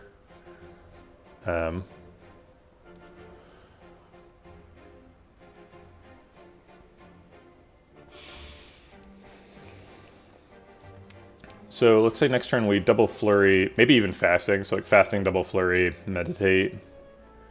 Meditates back, lesson learned, eruption. Following turn, eruption, lesson learned. Is that enough? So currently in Wrath. So fasting, flurries, these do 20. Jesus. So that would do 40 damage. And they do 10 in Calm, which we could probably fit in. So that's 40, 60 damage. We could probably get lethal, yeah. Okay. I want to stay in Wrath, though. Only one flurry available. At least we got the meditate. That's the part we planned around. I think we're just skipping fasting, then.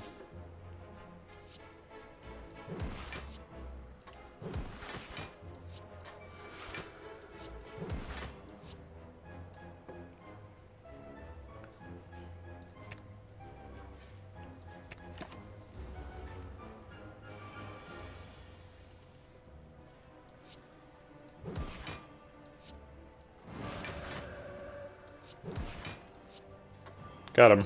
Okay.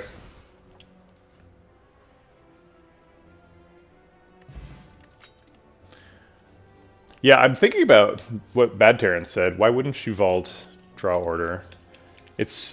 You're kind of right? Because even in the future, if we... Yeah. I guess, like, having a vault in your hand lets you choose which of your 2 turns you want to use to block the next enemy intention. But, like, assuming you're always playing Vault at some point, you should just play it whenever you have energy for it. Because it just advances your turn counter relative to your enemies, right? It's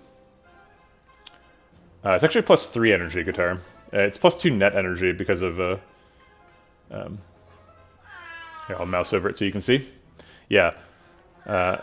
Die next turn, it doesn't mean exactly what it says either. What it means is, at the beginning of your next turn, deal 10,000 damage to you.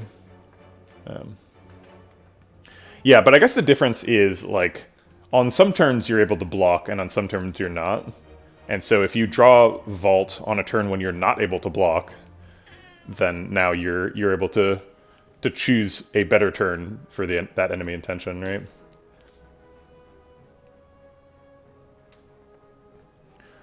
Blasphemy is extremely powerful, but it's not good in this deck.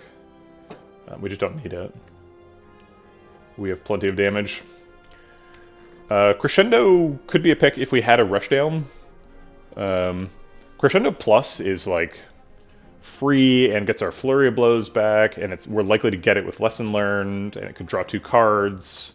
Like, the number of things that Crescendo Plus does in what this deck probably becomes is kind of insane. Like, it costs 0, it draws 2 cards. If you assume that both flurries are in the discard, it does 24 damage. It gains 4 block. It's, like, pretty nuts. Yeah, so intangible or buffer effects can both block the damage. You want to be a little bit careful with intangible because it is next turn. So if you want to stack up your intangible to block the blasphemy, you need to have 2 intangible. If you can block out, have Vault in hand, and are about to draw attacks, and they're attacking, then it's better to block and not play Vault. Right. Yeah, so it can be awkward, right? Like, the more you hold Vault, if you're able to block out every turn, then actually Vault can, or particularly if you're almost able to block out every turn, Vault can actually be like a pretty big negative, because potentially drawing the Vault is the thing that's preventing you from being able to block out. And so you're like almost able to block out, but then if you Vault, you lose your armor. And then maybe the next turn it's really inconvenient for you to block. So, I mean, obviously it's a super powerful card, but the timing is definitely interesting. Right? Yeah. If you're just trying to clock people, and just you taking 3 turns and them taking 1 means you win before they ever take a turn, then yeah, you just play Vault when you see it. And that's probably the situation we were in, to be fair. But I don't like playing it unless it's like, unless we can see our way to lethal, because it is a pretty good resource to be like, oh no, I need an emergency button, Vault is in hand, right? We're gonna skip these. Crescendo's pretty close to being picked, but I'm gonna skip it. If we had a Rushdown, we'd probably pick it, but we're not 100% committed to that. Pretty late for Auric Alchem. Still definitely useful, but I think it's probably blue key. I'd rather be blocking with Wall Up or Talk to the Hand. Talk to the Hand makes it pretty difficult for Auric Alchem to be the best way to block. You might only need the emergency button because you didn't play it earlier. Yeah, exactly. True. Do we ever rest here? Lesson Learned's going to get us our upgrades eventually. We're only off by 3. These are our only unupgraded cards. So smithing one of them seems kind of foolish. We do get the upgrade slightly sooner. See, this is what I wanted that... this is what I wanted that Dreamcatcher for. Wouldn't it be great to be catching a dream here? What if Dreamcatcher got us the Rushdown, right? Could happen. Could be the difference between getting the combo and not.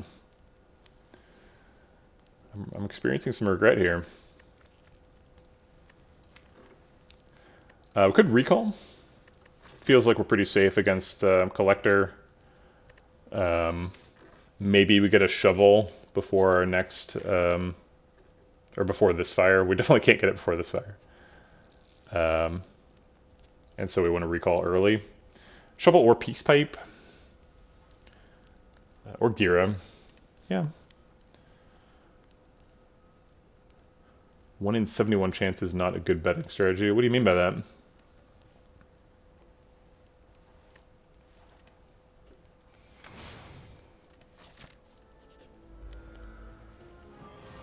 Centurion Mystic. Name a more classic combo.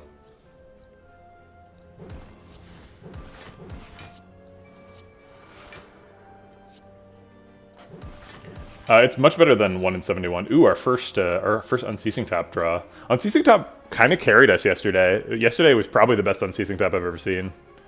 It's way better than 1 in 71, because there's 71 Watcher cards, but you see 3 of them when you do Dreamcatcher.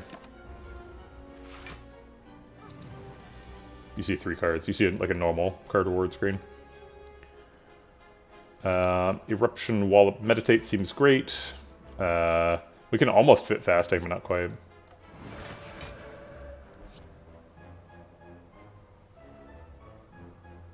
It's more than 3 in 71, too.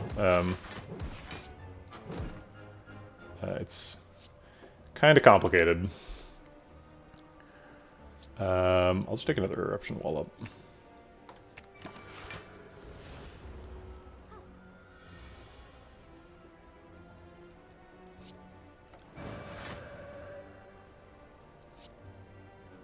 Darn, we don't have enough energy to play a Wallop Bowling Bash lesson learned.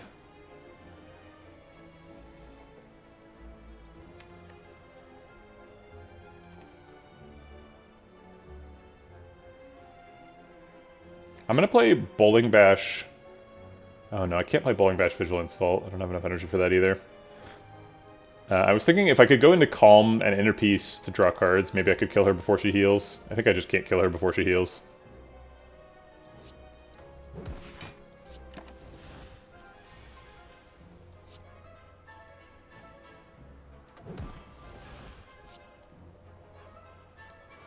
We just want to put her low so she keeps healing. And we have lethal if we draw Lesson Learned. That'll do it. Yeah, exactly. Rarity, right.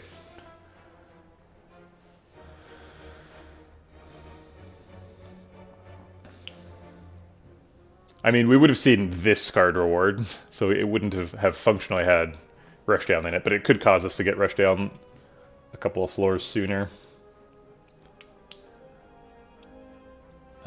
Second Inner Peace, as I mentioned earlier, makes us infinite with an establishment. Currently, we don't have enough card draw to get that infinite. I don't really care about that. We also have 80% potion chance, so Pog.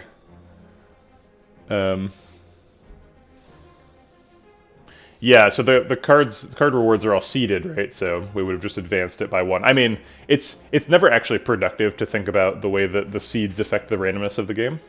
Hey, Rusty Grum. Haven't seen you for a while. How's it going? But, yeah, technically I believe that's the way it would have worked. It's possible that the randomness got munged during that fight. I think if you, like, drink a potion or something during a fight, you'll get different card rewards, but, again, there's no real reason to think about it.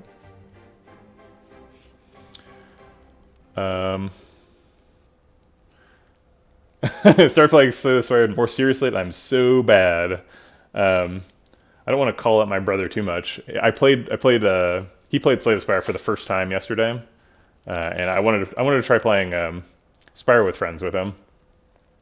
So he picked it up, and I was watching him during his first run because whatever, we were just hanging out, and he like wasn't spending all of his energy on the turns, so he would use a strike and then click end turn. And I was secretly like, yes, end turn buttons are evil. But he figured it out pretty quickly, so not that evil.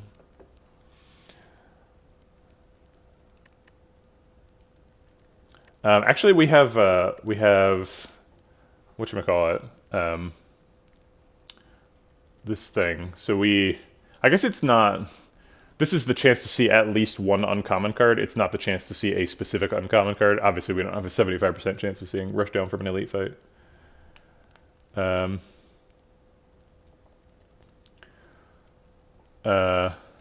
No, I haven't paid any attention to the correlated random stuff. No, I guess technically that stuff is kind of important, but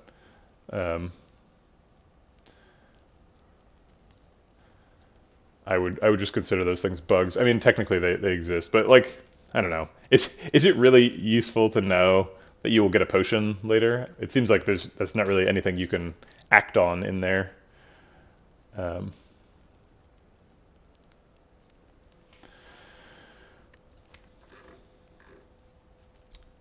We could upgrade one of the 2 final cards that haven't been upgraded, but I guess I'll just rest.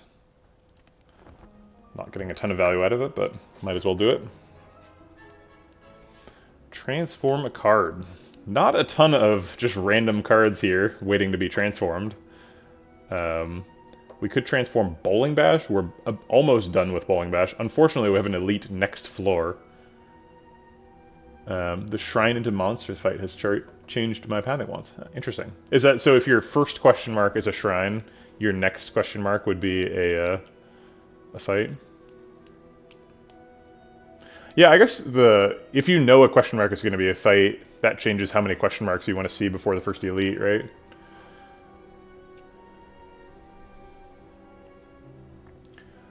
Oh, does that mean like every single shrine is going to have a fight after it? I assumed it just meant the first one. Huh. That's pretty interesting. I thought it was only at the beginning of a run, but maybe you're right. So, okay, so what can we transform here? We could technically do Vigilance. We've got Inner Peace, so we don't need the Vigilance. Mental Fortress seems like a bad idea. Talk to the Hand seems like a bad idea. Meditate seems like a bad idea. Vault seems like a bad idea. The Flurries seem like a bad idea. Fasting could definitely be transformed. It's a non-permanent card, so...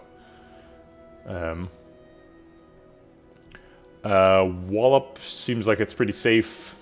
Eruption Wallop is a big source of our block. The other Flurry, also safe. Inner Peace can't be transformed because it's part of the combo. Bowling Bash seems like it could possibly be transformed. We could transform the Lesson Learned. It's kind of done. But it's currently a non-permanent card that's fairly easy to get rid of. So I think I'd rather transform like Fasting or something. And the other Talk to the Hand's definitely not getting transformed. So the eligible cards are Vigilance, Fasting, Lesson Learned, and Meditate. I mean, Fasting's like a bad card. Oh, and Bowling Bash, yeah. But it is non-permanent, so we would likely be adding a card to the deck if we did that. Which feels pretty Kronger. Maybe it is just Bowling Bash. Because we picked Bowling Bash for Act 2, but it's already done. I don't think we're going to have a problem with the last Elite. Also, we have 75 health, and we're going to be forced to rest here. There's basically no point in smithing. So this Elite, even if we take an extra 10 damage because we don't have a Bowling Bash plus in the deck, I think it's probably still worth it to get a potential remove on it. Also, a 1 in 71 chance of getting a Rushdown, right? It's not a high chance, but it's non-zero either. We could upgrade, but every card in the deck is upgraded except for Lesson Learned and Inner Peace, so there's not really any point. I guess the transform card will be unupgraded. All right, I'll give you Bowling Bash. Weave's okay. Actually, we don't have any scrying. Weave is terrible, but it costs 0, so whatever. Procs Talk to the Hand. It's probably a remove target. Okay.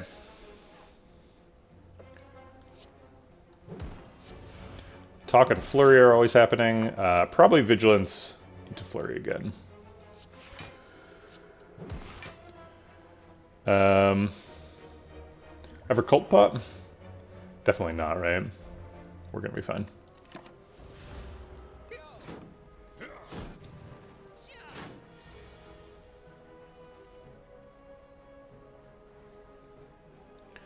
Red Mask Gang with none of the camaraderie. Yeah, totally.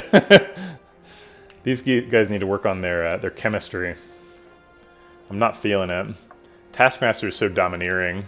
It's really just taking over the stage from these guys. Also, what's the deal with the Coliseum event? Like, those guys are just fodder to be tossed out in front while Taskmaster hangs out with Gremlin Knob? Like, that's not cool, Taskmaster. Like, Red Slaver's almost more dangerous than you. Why do you get to be the main guy? I want to play Talk to the Hand Flurry Vault, but I don't want to put Talk to the Hand on the same guy, so I guess I do it on Blue Slaver. But then what if Red Slaver doesn't die? Oh no, he's definitely dying. We have Eruption Wallop. Okay, alright.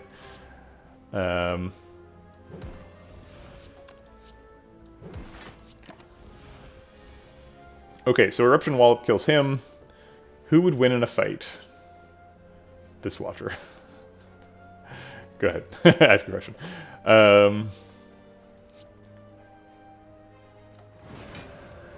So Wallop perfects you. And the rest of the damage goes on this guy. Or does it? We could put somebody in a situation where Lesson Learned is lethal. Seems kind of unnecessary. We've actually already blocked out, too. We don't have to play Inner Peace.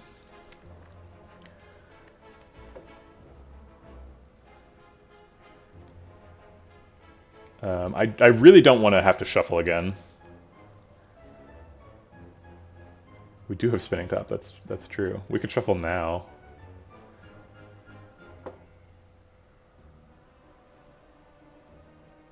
Also, Weave is like pretty useful for that, because we want to play Mental Fortress before Inner Peace, and then when we play Inner Peace, we want the Flurry of Blows to be in the discard so we can play them again. And Weave lets us do that. I guess we don't really need to play Mental Fortress before Inner Peace, because we've already blocked out in Wrath mode. But, whatever.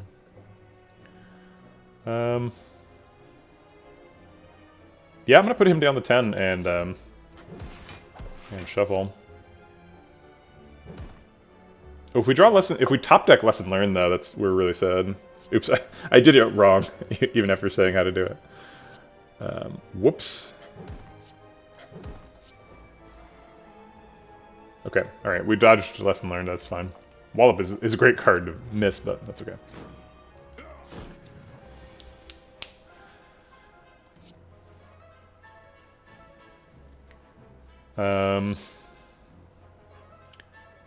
Eruption Meditate gets us back the Weave, blocks out a little bit with the Mental Fortress.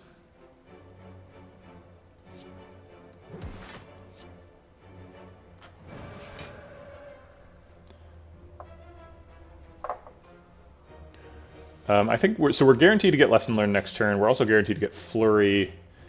And if we meditate back a Wallop, we should have plenty of damage. So I'm just going to go ahead and kill Blue Slaver.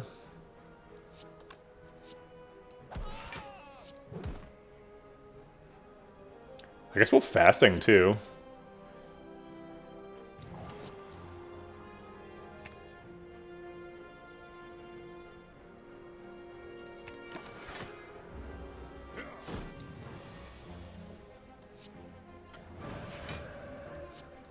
Okay. Man, I feel like there's two types of Lesson Learns in the world. Lesson Learned will either upgrade itself first, or it will upgrade every other card in the deck and then do itself last. Way to go, Lesson Learned. We got a good one here. Foresight's not bad. I mean, Foresight's never a bad card. It's non-permanent. We've got a Weave in the deck. I think our current plan is probably to remove the Weave, but if we have a Foresight, that seems okay. Helps us draw our Vault and stuff.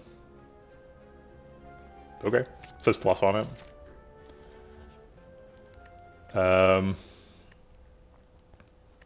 Do we take an upgrade on Weave? It's pretty hard to imagine dying at 66. Are we cult potting in this fight? Probably not. We've got it handled. I am gonna swift the Weave. Smith the Weave. It's not a ton of extra damage, but it's a bit. There's only 7 health we're missing out on.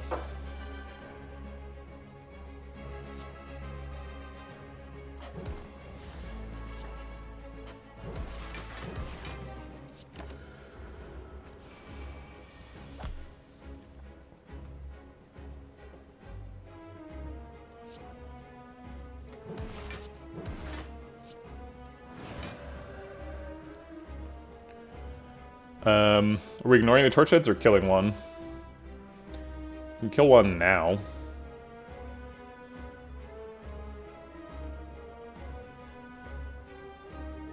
Does make me feel a little bit safer to kill one.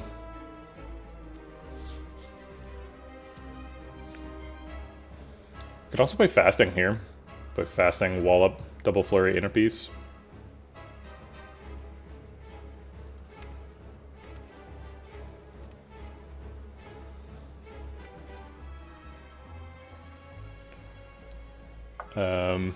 Gets 8 extra damage on this Wallop, so it blocks for 32.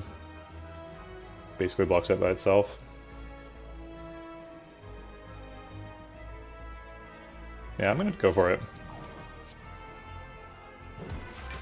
And we're just gonna ignore the torch heads. I don't think we need the safety.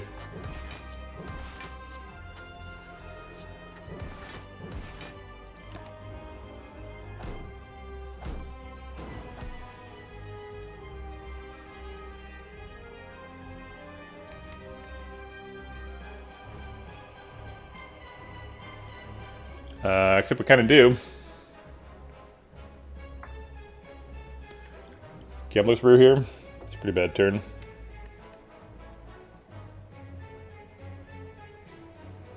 Talk to the hand. Weave blocks for 3 plus 6 is 9. That's not enough.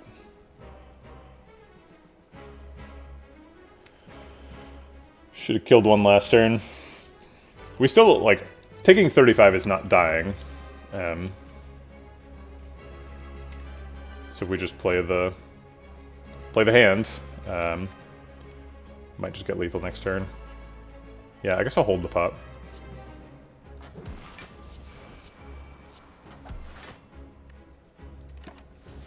Definitely hurts though. It is also end of act health. Lesson learned, yes or no?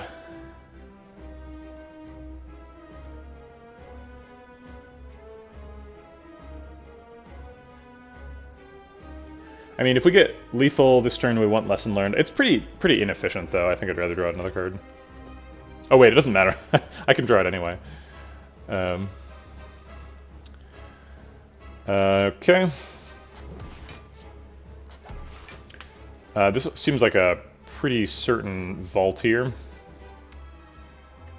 Let's give ourselves a chance to get Eruption first. A very high chance.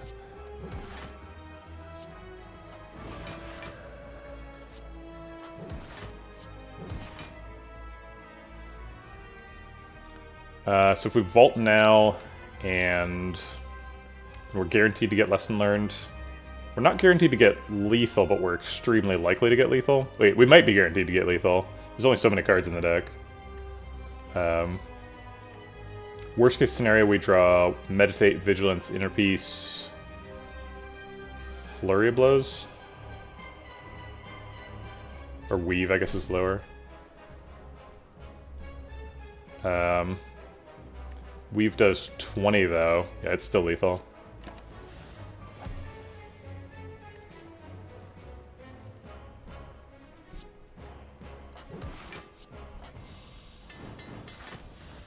The last card to get upgraded. We did help it out a little bit by upgrading the other card, but...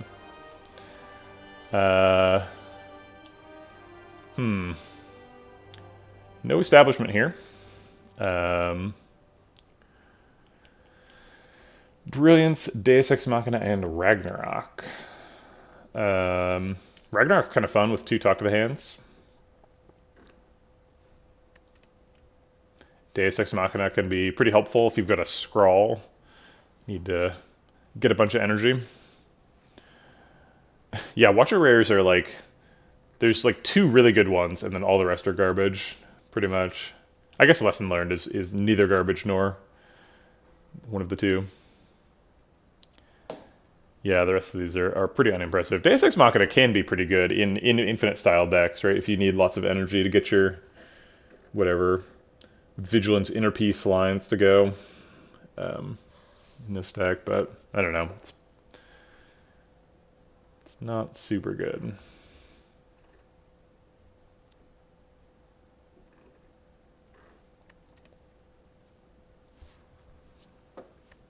We do also have a Gambler's Brew, so we could get the extra miracles and then shuffle them to draw a better solution. Also good with Forge Pop, so you can upgrade the miracles. Maybe we should have picked that Master Reality. Get Miracle Pluses.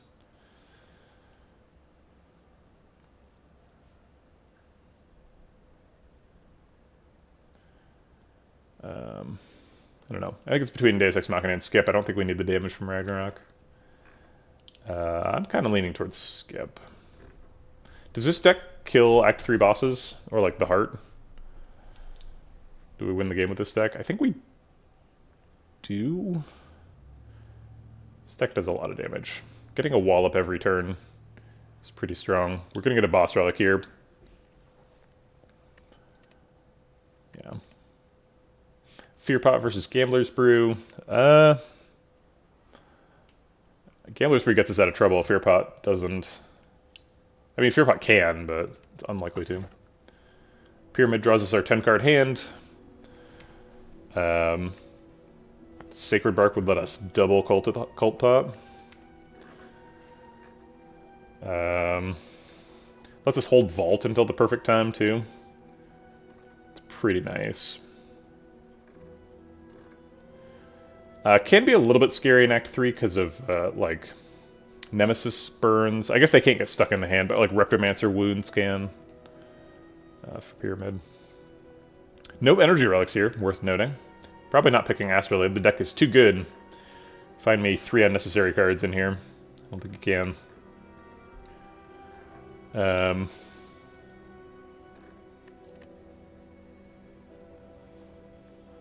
So, generally one of the best boss relics versus generally one of the worst. Seems like we're probably just picking Pyramid.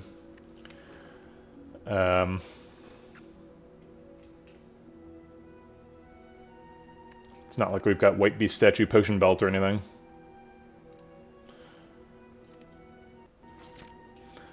Awaken One's up first. We've got all of our keys, so we don't care about any of those pathing constraints. Campsites are mostly useless, but it'd be nice to have some on alternate paths in case we need to rest. So we're looking at like this, maybe. It's some question marks. Does a bunch of fights. Doesn't ever rest. Might want to go to one of these late shops. I wish there was an early shop. It really sucks that there isn't, because late Act 3 shops are sort of not very good, right? Because there's going to be an early Act 4 shop, for sure. So spending all your money and then not having any money left over for Act 4 is bad. If we're still looking for Rushdown, though, we'll be going to one of those shops. Do we go to that question mark instead of this fight? Can we get question marks from Act 3 events? Falling's kind of scary. What does Falling do? What if it says, like, Mental Fortress, Eruption, and Vault? Yikes.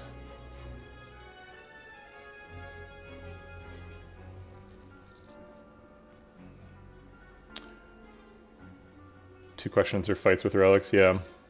And, like, the fights can have rushdown in the rewards. We don't really care about the relics too much. Actually, if we get... no, I guess we can't get Violet Lotus from... That's not a rare relic, it's a boss relic.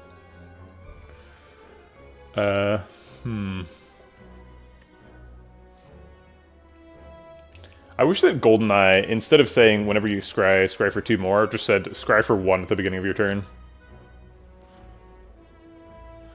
Be like, do you want this card? No. What if GoldenEye said, click on this relic to scry for 1, and you could just click it as many times as you wanted? That'd be super busted. Never mind. That's phenomenally broken. You just scry your whole deck away and then draw whatever card you want.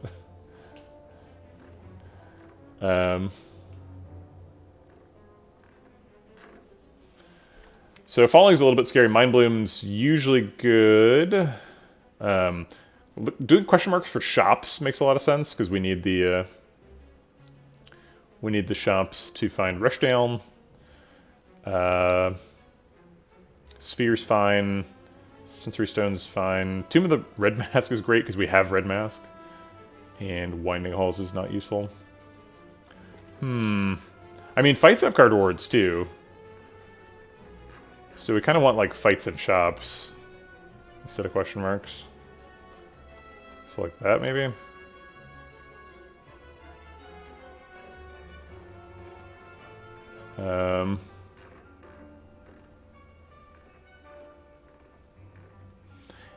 Hey B, yeah, I like things that you could just do voluntarily that don't consume resources, but scrying for 1 is too good.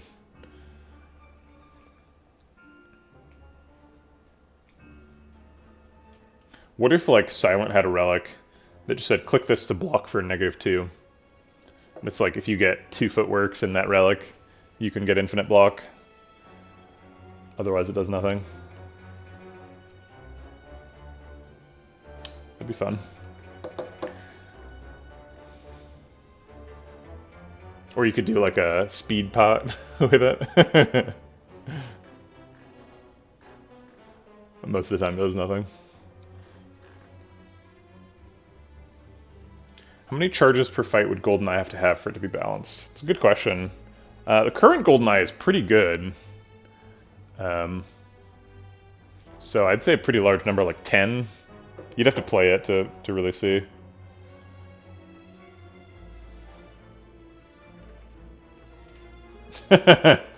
Yeah, when you click on the cultist mask, it definitely should say Kaka.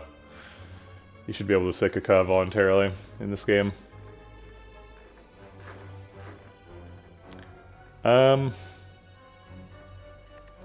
really taking fights over question marks? Question marks can be shops, which have more cards than fights. Shrine can't help us.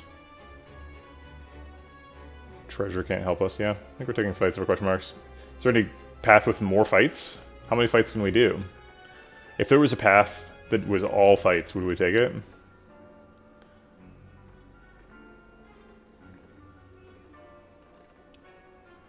Unclear.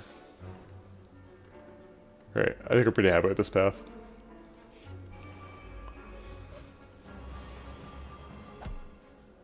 A spiker blocks your way. What do? I attack. 10 plus 19 is 29. That's enough to kill this one.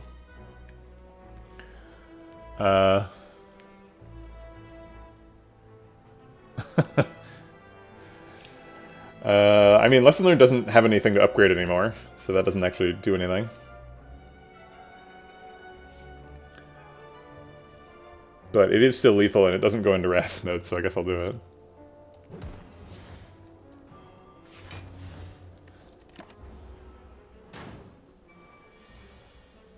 Oh yeah, we have Pyramid. Okay.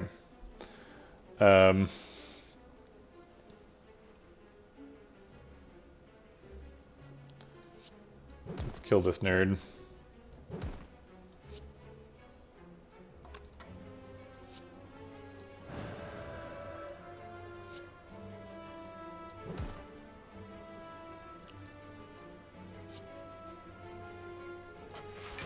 Meditate feels a little bit silly with Pyramid, but I guess we can get stuff back with it. Are we trying to kill him with Hourglass here? I guess Wallop also works.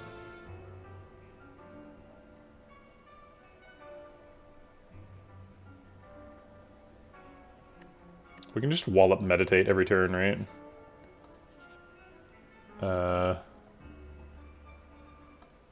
Wait, how high does he get? Does he get up to like 17? I feel like he gets up higher than 12.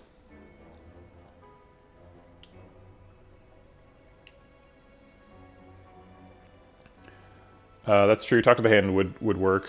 If we have 2 Talk to the Hand and Wallop, then we... Let's see, 6, so we'd block for... We'd take 1 damage every time. Do we take a bunch of damage now to develop Talk to the Hand? It's only 6 damage.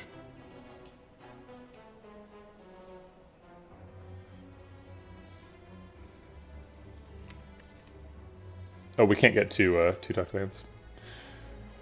Because we already used 1.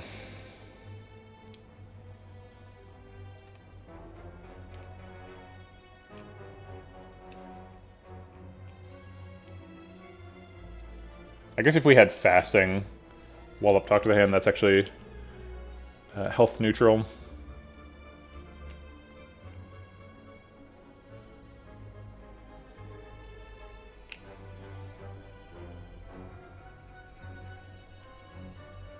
I guess I'll play just Fasting this turn. Get Foresight out of hand, and next turn we'll do like Vigilance, Talk to the Hand, And then we can do just wall-ups from then on. That should be enough.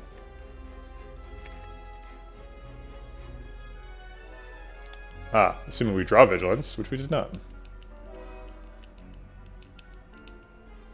I guess we can just vault.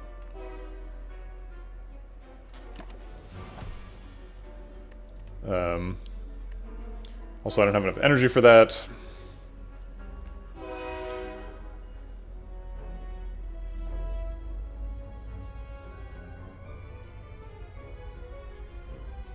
I can do like Mental Fortress Eruption. No, that doesn't work.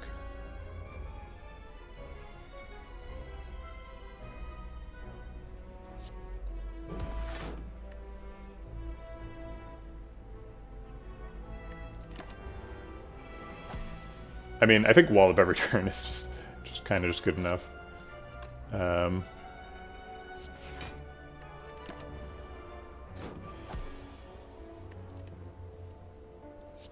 I was trying to use Vigilance to block the damage return when I talk to the hand on him, but we don't need to do it.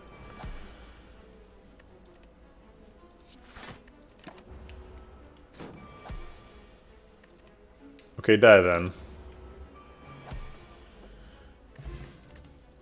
Okay, we get the pressure points back from the box. Now it's upgraded. Doesn't seem necessary. Crush joints doesn't seem necessary either. We're done.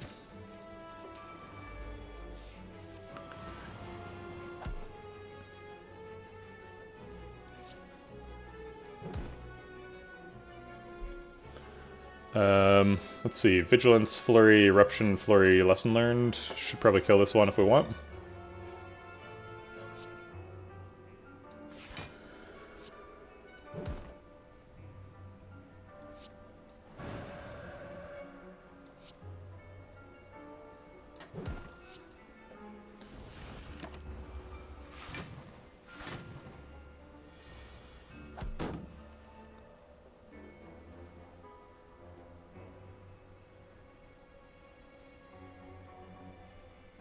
Yeah, seriously, it's a lot easier to play the game when you don't need upgrades. Let's just vault here.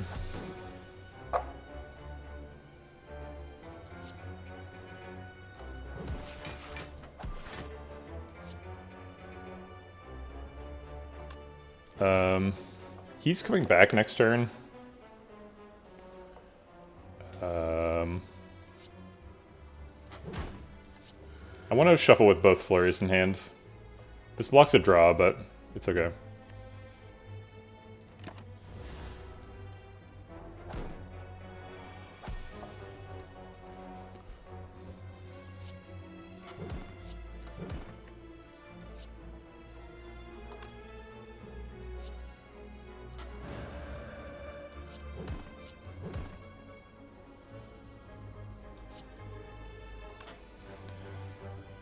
Maybe should have fasting there. Whatever.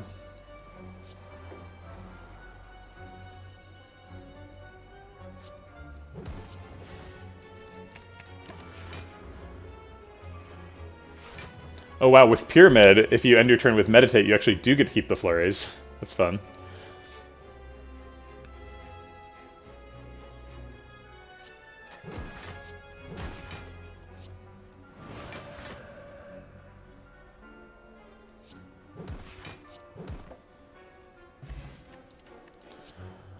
Okay, I don't think we need to take any of these. Second Foresight, Prostrate, Crush Joints, nah. Block Pot versus Gambler's Brew. Both of them are here for getting us out of a jam. With Pyramid, Gambler's Brew gets us out of some special jams that Block Pots can't solve. First Hard Pool fight. Hard Pool doesn't really matter in Act 3.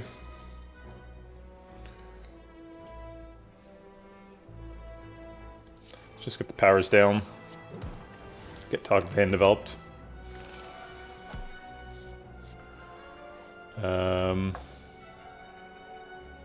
Seems like a good vault turn. I don't think we need Vigilance.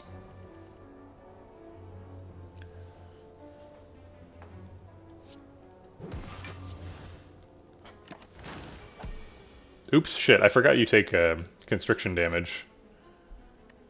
That's lame. We're drawing all the cards anyway. If we mulligan one of these, we could get the discard card, which is Vigilance, which we don't really need. So I'll just draw these all. Okay.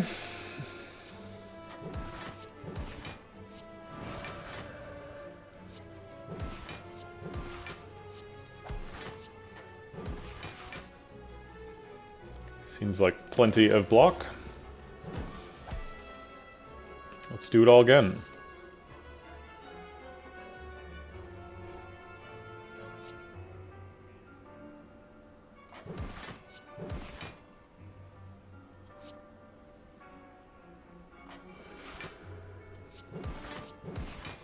This is one of those decks where it's like, yeah, it's not infinite, but does it need to be?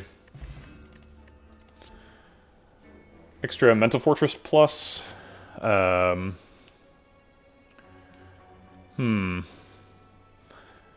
mean, if you twist my arm, maybe I'll take it. I don't know. We have a lot of block with 2 Talk to the Hands and a Wallop.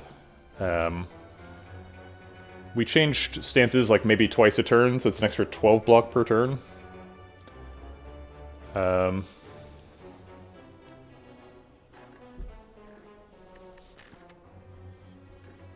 We need to start planning around not getting a rush down, because it looks like it's not happening. It does slow our setup, but like our setup is not infinite anymore.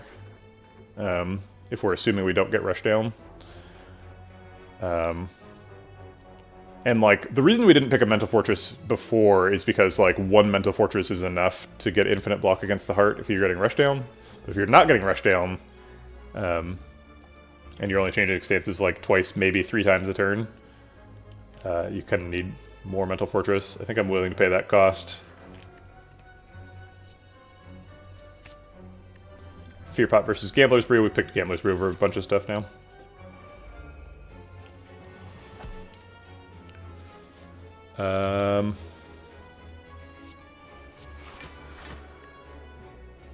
Could have punched with the Flurry of Blows, but I didn't want to change his intention. We do have Omamori for this fight, so we can leave him on Curse if we want to. Let's see, Mind Bloom, it's up to 41, or up to 40, so we're on 38 now. So next floor we could still get Mind Bloom, so I think we want to keep the Omamori Dream alive here.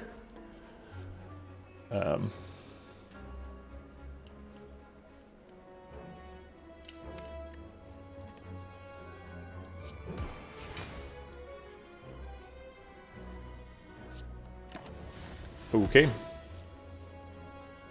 If you insist.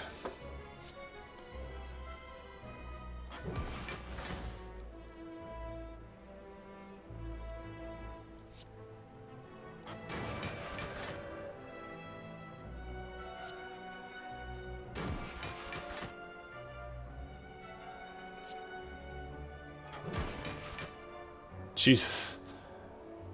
He just keeps doing more damage. Alright, I can live with that.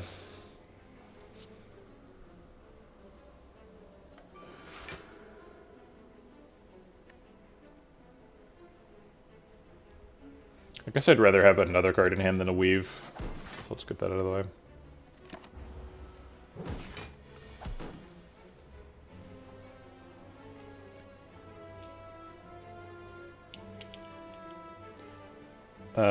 We didn't draw Eruption, so we have to draw it with Inner Peace.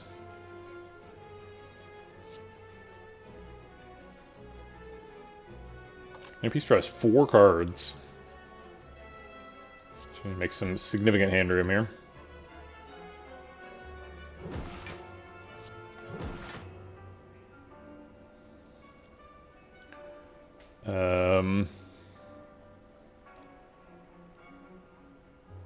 Yeah, Mental Fortress makes enough room.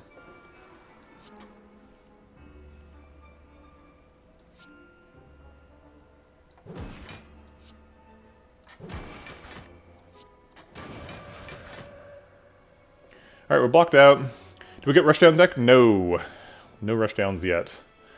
This is the debuff turn, which is best if you can avoid.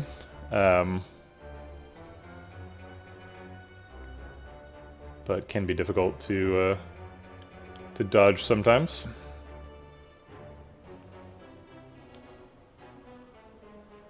I mean, we're already debuffed, so it's clearly not that big of a deal. No, let's just end with, like, Foresight Meditate or something.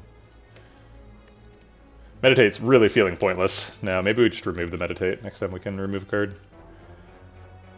I don't think we're getting Establishment either. It would be really sad to remove the Meditate and then get an Establishment, but... I guess it's no more pointless than the Weave, right? No, it kind of is, because the Weave, like, procs the Talk to the Hands.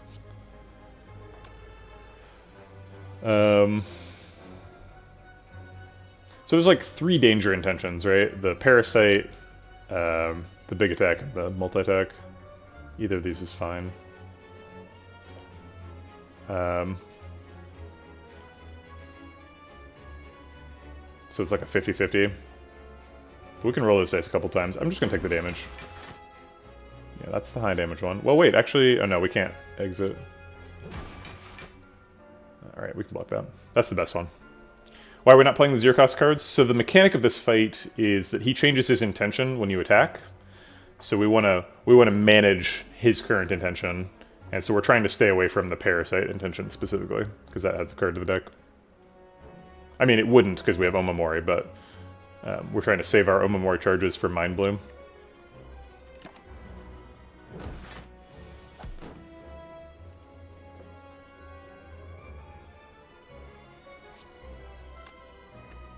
Alright, let's switch that intention. Get some damage in. This one. That's the bad one.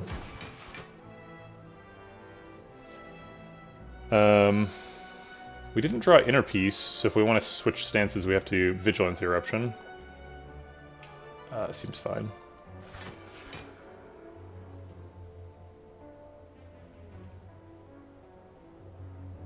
I don't want him to get too malleable, so I'm not going to use the flurries before I go back into Eruption.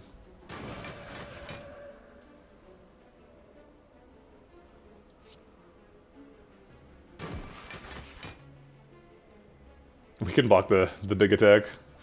Yeah, so that's fine. There's no debuffs, so might as well just leave him there.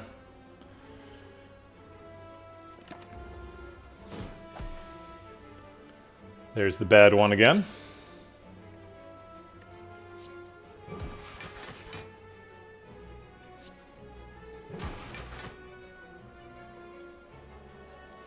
We'll try to avoid that one too, since we can. So this is the best one. Then we'll kill him next turn. I keep setting up Lesson Learned, but it's not necessary here. It doesn't do anything. I just want to. I want to learn.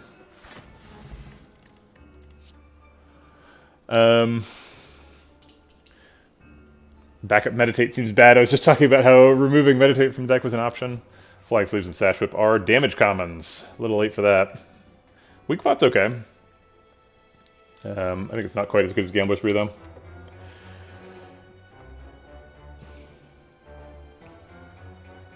Both of these routes have one question mark on them, so we can't minimize our question marks by going left here. We're just missing an elite. Ooh, it is Mind Bloom. Do we want the normality? I'm not sure exactly what we do with the money. But we'll have a lot of it. Maybe there's 2 shops here. How likely is that? 9%. It'd be higher, though, because these question marks. Yeah. I mean, rare relics aren't really doing anything for us. Upgrade all cards literally does nothing. I mean, rare relics are really good, right? But there are some bad ones, too. Gira.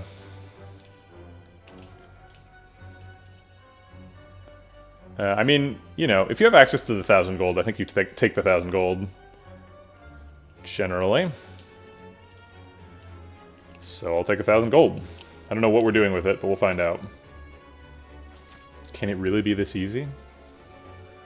We can get an extra question mark if we go here.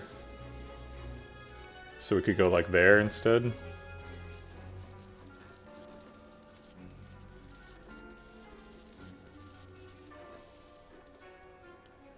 How much does extra question mark boost our double shop chance? So normality would be really terrible, but we had a full Omamori for that, so we didn't take any curses.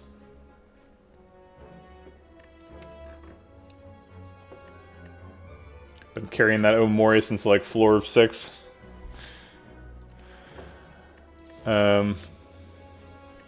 33 floors later. SpongeBob voice.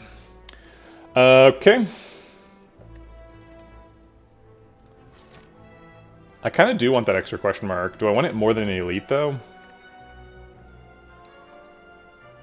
Okay, so if we hit 1, 2, 3, 4 question marks, how likely are we to get a shop? So it's, I'll work this out in chat. So it's 9% and then 12%, right? It goes up by 3% per floor. Yeah, we've seen, starts at 3, so it goes 6 to 9. That's why it's 9 now. Okay.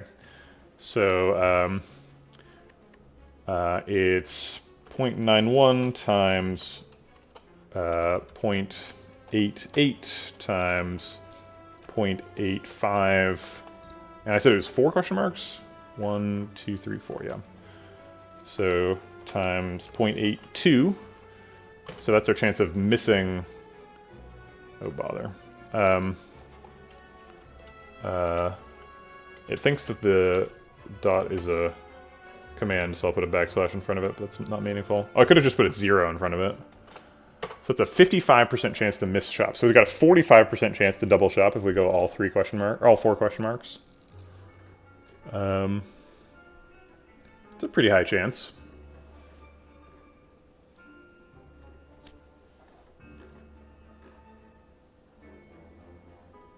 All right. Oh wait, not that way, this way. Okay. We have to rest because there's no upgrades left to do. Now we're at full health. Okay. Wallop does 18. We'll Wallop Flurry on one of them.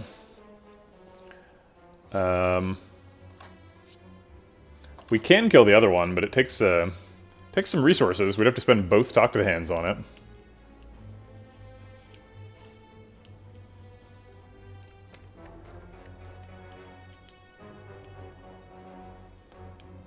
The alternative is we take 1 wound. Seems okay. I think we're surviving 1 wound.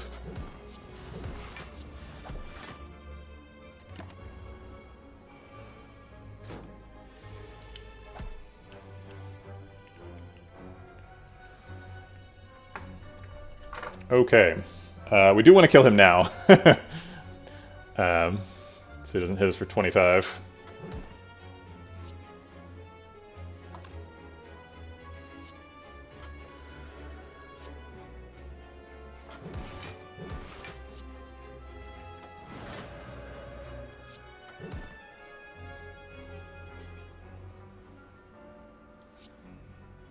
I'll go ahead and kill the other ones too. I don't want to take any more wounds.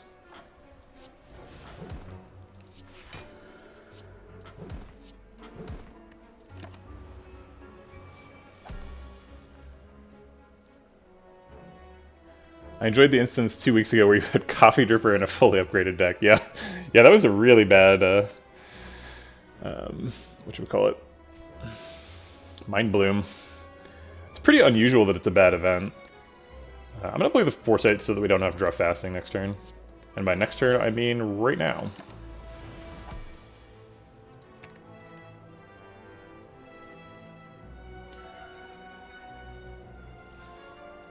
Okay.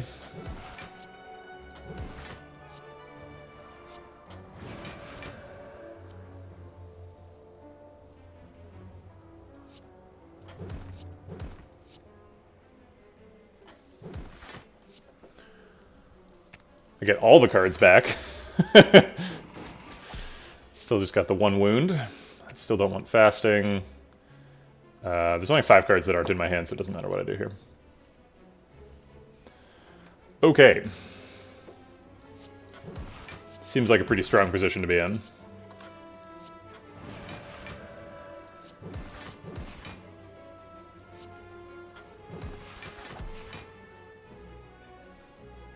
Guess we're supposed to have played Fasting here? Whatever.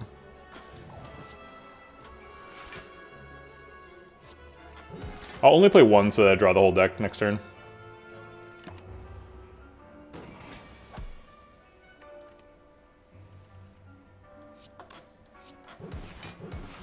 Didn't want to miss Eruption. Okay. Darkstone Periapt. We are actually eligible for curses now, so there you go. Just waited until the perfect moment. Are we satisfied with our block solution, or do we want a Halt Plus? Halt Plus, very powerful card.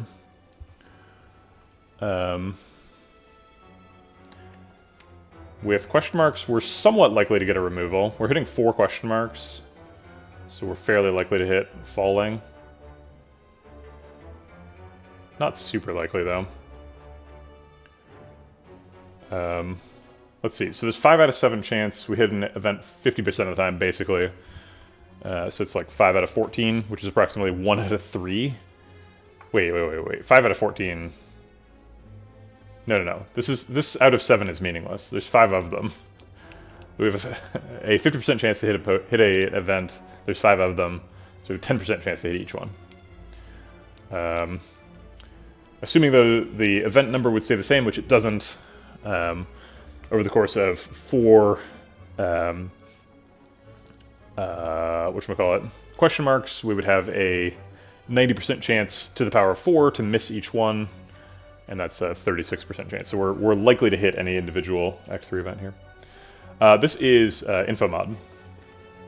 Ooh, Bachu's in the playtest. Wow. I feel like Bachu, you have only been a viewer for like a couple of weeks. I think I remember like greeting you for the first time.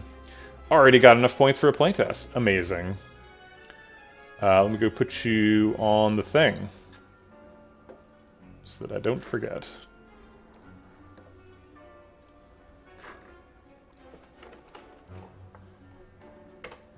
And update the number of people in queue. You know, all that stuff. I'm talking about the Discord, if that doesn't make any sense to you. Okay. Halt is really nice. Let's talk about deck size again. So we got 17 cards. 1, 2, 3, 4, 5, 6, 7, 8, 9 non-permanent cards. So it's an 8-card deck in terms of permanent cards. Halt would be an extra permanent card, but we're going to be able to remove at least 1 permanent card. Because we got the shop. Probably looking at you either Weave or Meditate. Weave blocks for 6. If we've got both Talk to the Hands down, Halt blocks for 18. Both cost 0. So Halt is 3 times as effective at blocking as Weave. Let me go grab my bread.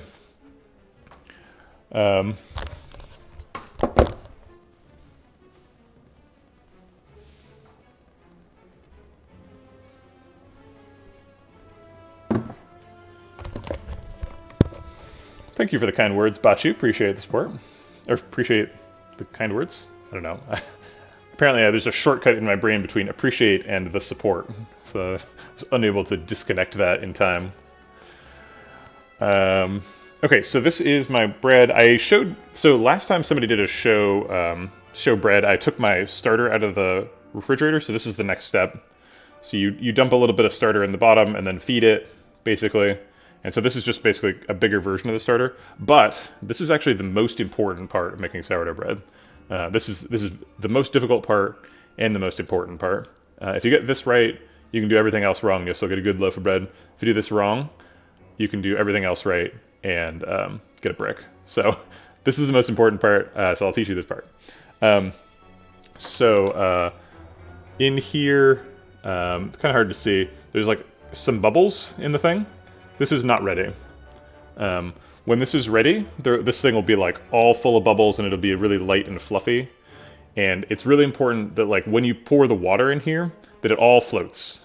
If it all floats, that means that you've got a good colony saturated throughout this mix, and that when you mix in your flour, it's going to immediately start attacking all of the grain and making gluten. If you don't have if it's not awake, then you're gonna get like just weird little pockets where the yeast, like there was a little pocket of yeast that was alive and it just ate all the gluten, and you just get a huge bubble and nothing else in your bread. So This is, you gotta really wait for this to be at the exact right moment before you do the rest of the steps. And this is honestly why sourdough breaking is most viable if you're going to be working from home, because this can happen at any time. If you're taking it out of the refrigerator, you don't know how awake the colony is. It can be basically at any state.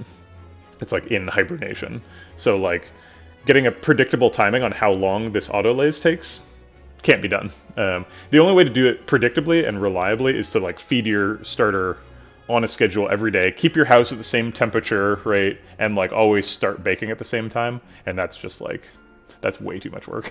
If you're a bakery, sure, but I'm not, so.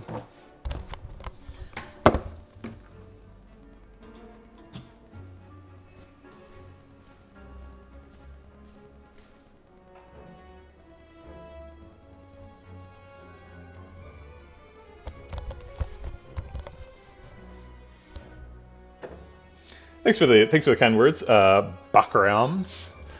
Appreciate the support. It is wild yeast, so I just whatever was in my house is now in the bread, which is crazy, right? Because it's like if you make sourdough bread at your house, like my recipe wouldn't work as well, right? Because your times would be different and stuff. Okay, yeah, I am gonna take a halt. Oh my god, this is our third match and keep of this run. This is insane. We hit match and keep in literally every act. Oh, there's a rushdown. Okay, oh my god.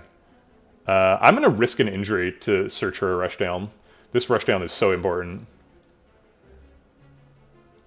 We found it. Alright. Thank you, match and keep. We actually are guaranteed that this isn't injury. We've already seen the other injury. Do I want a spirit shield? No. Okay. Alright. Apparently, he was trying to give me the rushdown. He's been working so hard to try and give me the rushdown. He's like, wait, no, look, the uncommon! You fool! Look at the cards in different order. Okay, sweet. Does that change our pathing? No, I think we still want to go to double shop with 1,300 gold. I think that's still really good.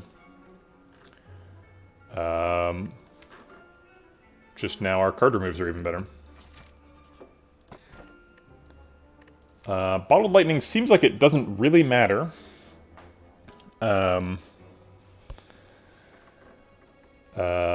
We could bottle...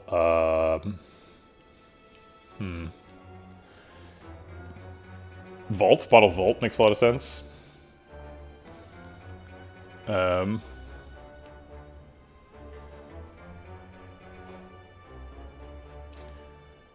I mean, yeah, there's never a time when we don't want Vault, right? Let's just take Vault.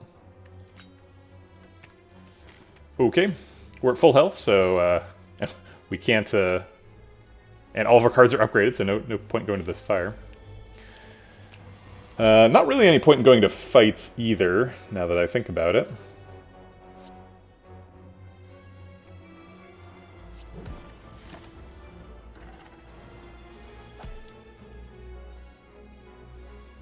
So excited to have this rushdown. It changes everything.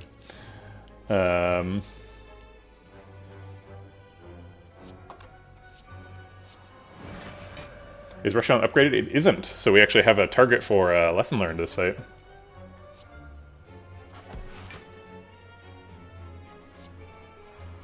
Got 5 cards in hand, so we might as well hold the halt.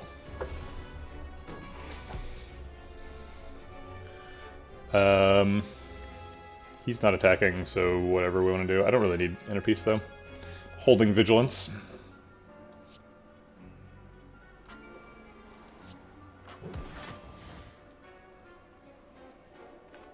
I guess I'll play the flurries just to draw extra cards next turn.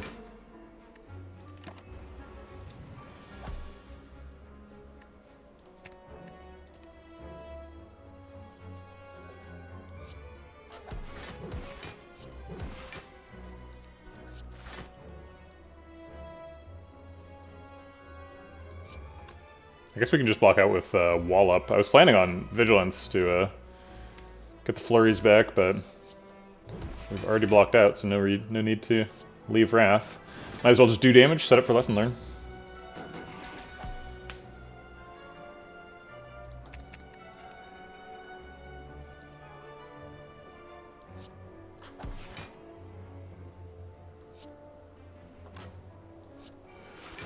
Oh, right, we should be doing an infinite here. We have an infinite. Do we need to play fasting to get it? We need to play fasting and vault before we can infinite, or lesson learned.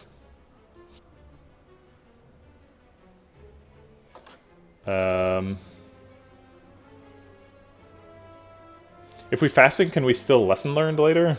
I think we can. Guess I'll just vault, because vault doesn't cost energy later.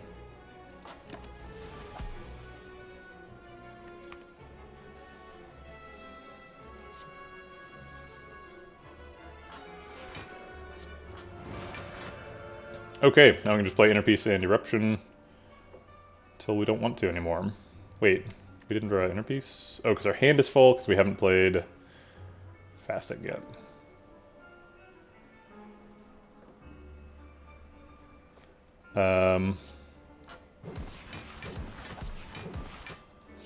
Doesn't really matter if we infinite the fight. I don't know why I keep focusing on this. It doesn't matter.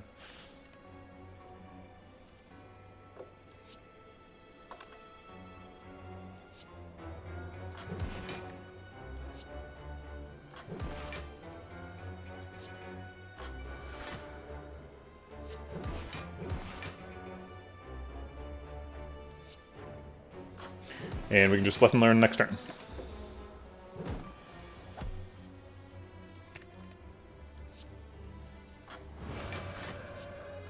Okay, got the Rushdown plus. Sweet.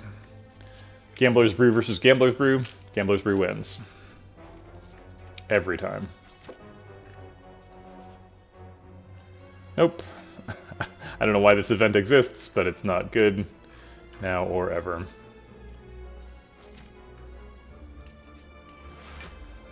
We dodged spikers, got shapes again, but no spikers here.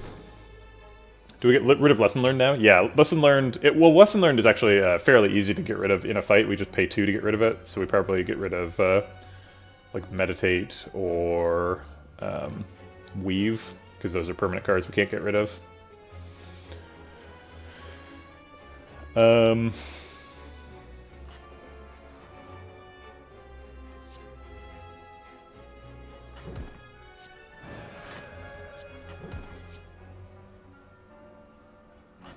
Maybe we could have killed Spheric Guardian that turn.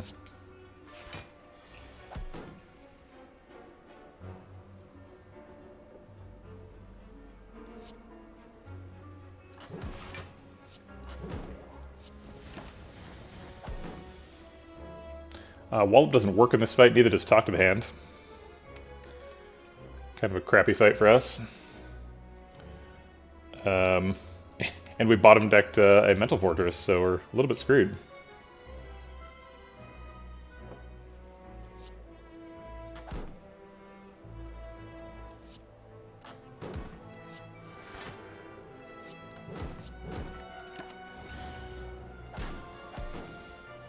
Take 5.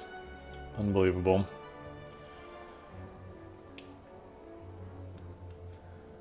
Good Gambler's Brew. 22 is a lot.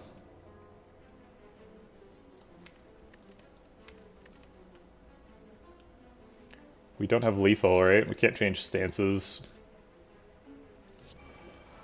Halt only blocks for 3. We're extremely likely to get lethal with Gambler's Brew. Yeah, guess I will. 22 health is... it's tons. It's worth the potion. We're about to go to 2 shops before, or at least a shop before the Act 4 boss, and then 2 shops eventually. Wow, we drew like the same hand. That's horrible. We did not get lethal. Wow.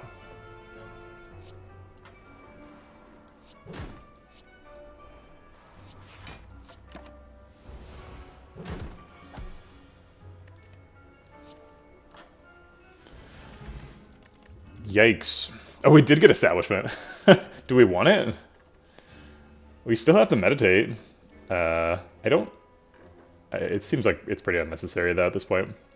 Of course, we were talking about Establishment and Rushdown since, like, floor 10, and then we get them on floor 45 and 46.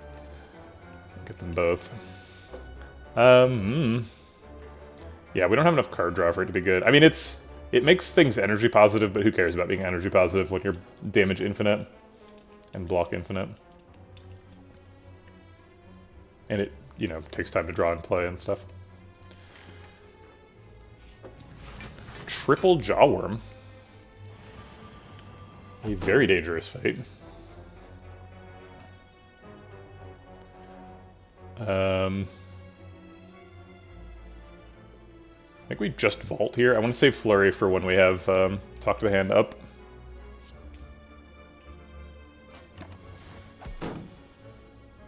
No Talk to the Hands available.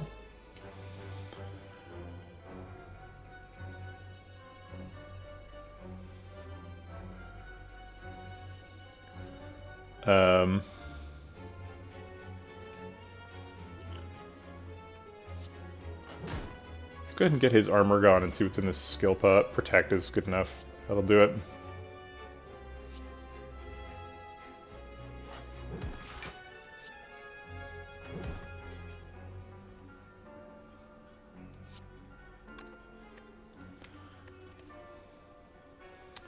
Inner Peace kills him. I guess we don't need to protect. Why did I drink that potion?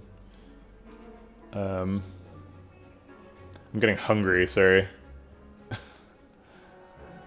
Having issues concentrating.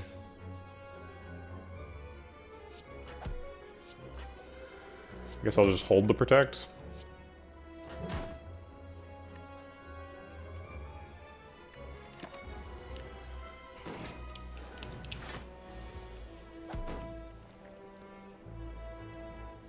So fasting is actually quite good now with the halt.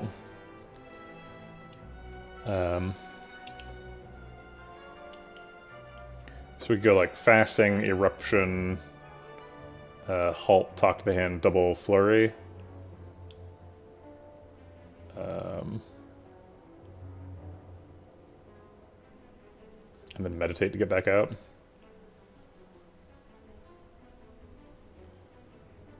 Okay.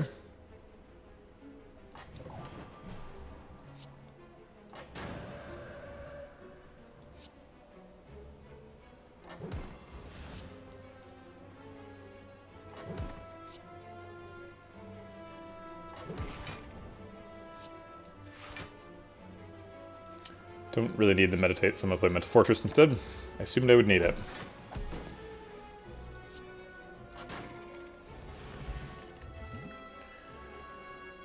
Fear no evil is unnecessary. We've already got the inner peace, so no reason to pick that.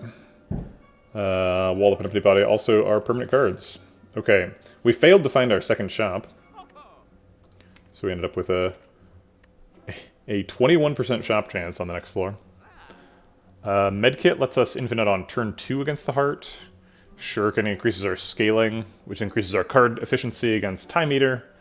Probably going to buy both because we have 1,400 gold. Lantern's nice too. Might as well just snap them all up.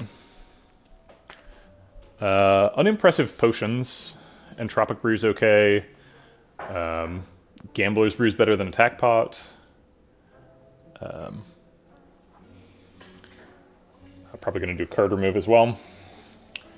I'm going to do the cost, 125 plus 166 plus 281 plus 172 is 744, so a little bit over half of our gold to buy every relic and a card remove. There's definitely no cards we're taking here. Tranquility is almost good. If it were Crescendo, we could buy it, since we have the rush down now. Yeah. Okay, let's do all the stuff. Let's see, card remove on Meditate makes some sense. Sometimes Meditate is useful as a Wrath exit. But it overlaps with Vault a lot. I wasn't seeing Vault because this is the card remove screen and Vault is bottled. Can't remove bottled cards. Could remove Weave. Weave's not doing anything. But it's better than Meditate, right? Meditate literally does nothing.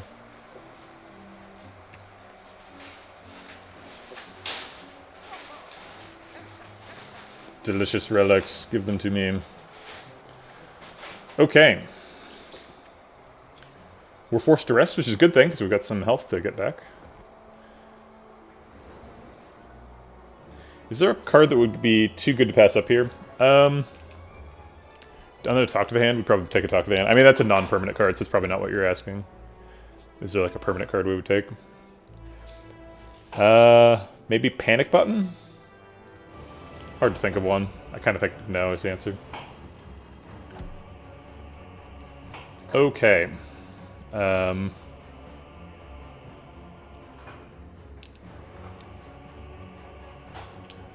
of an awkward turn. I mean, Wallop helps us block out, so I guess we'll just play Wallop in the powers.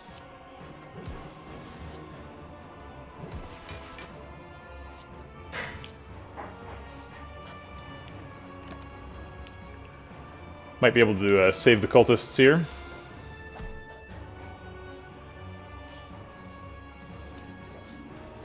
We have whatchamacallit in play. Rush down. We need to play Vault at some point, so maybe we do like... I don't know.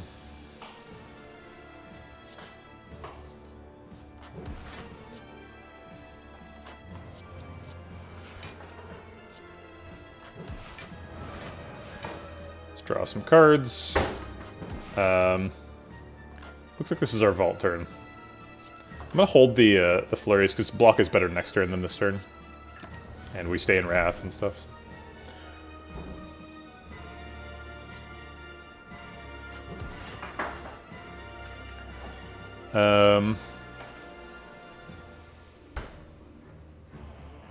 Could kill a cultist to reduce the damage slightly. It only reduces it by 6.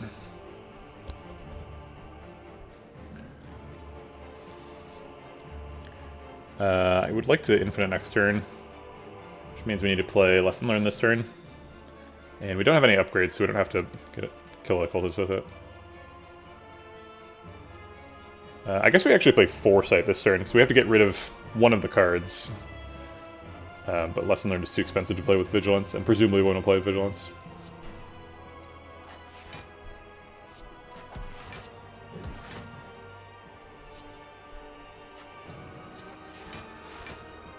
Okay, we've blocked out. We want to keep the Flurry of Blows so that we can draw the full hand next turn.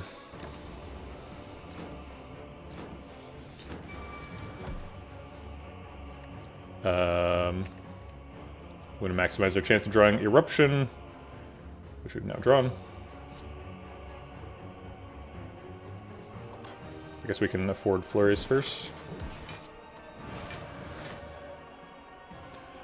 Okay, so now we have to play, like, Vigilance Inner Piece to redraw Eruption.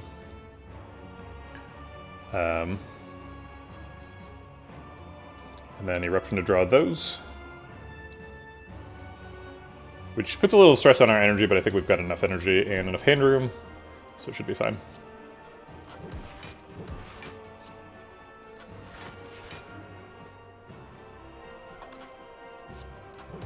I keep technically having room to fit in these flurries, so I keep doing it because it's fun. Alright. And now Inner Piece Eruption, off we go.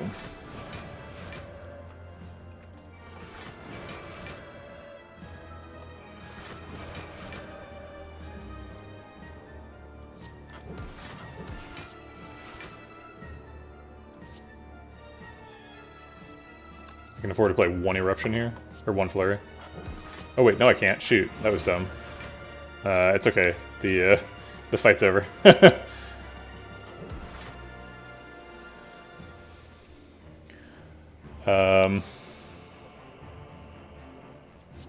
could get a free upgrade, or we could free the cultist. No, we'll exercise mercy here. We don't need the upgrade, so.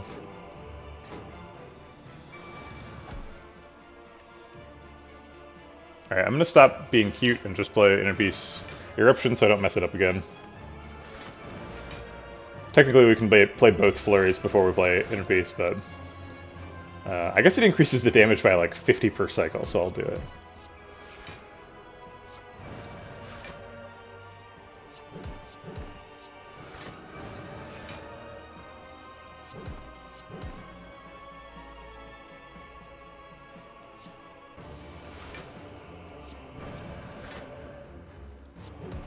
It makes me very confused, though. Okay. Alright, who is our next boss? Donudeka. Should be able to infinite them. Okay.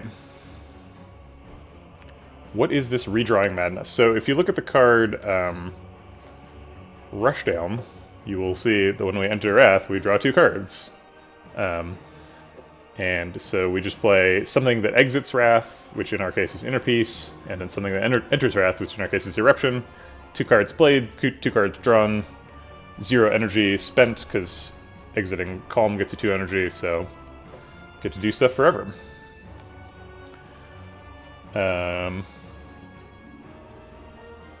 Alright, Vault blocks for 24 here. That seems pretty good. I'm gonna hold the Flurry because it could be damage on a Talk to the Hand target next turn. Or our next turn. And indeed it is.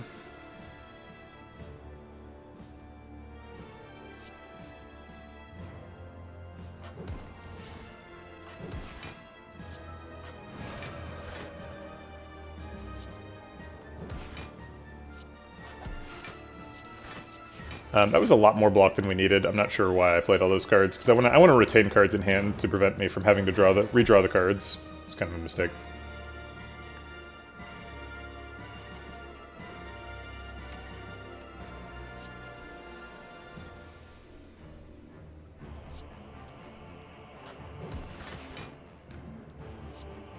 We need to play some attacks to get the block. Looks like we're coming up a little bit short. Take a little bit of damage.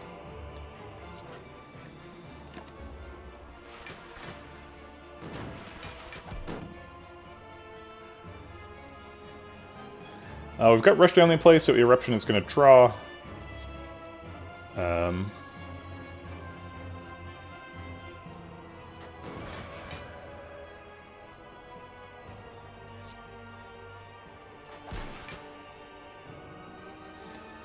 We need a block for 30, assuming we're ending in Calm. This already blocks for 12, so we're blocked out. So we just want to play non-permanent cards like Lesson Learned and Foresight.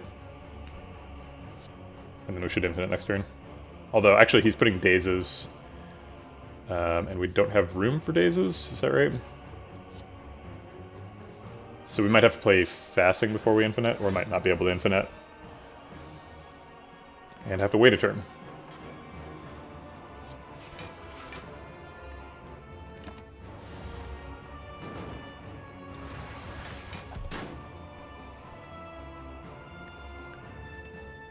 Drawing all those seems like a pretty good idea. So we've got 11 cards total here, so I think if we play Fasting, we can infinite.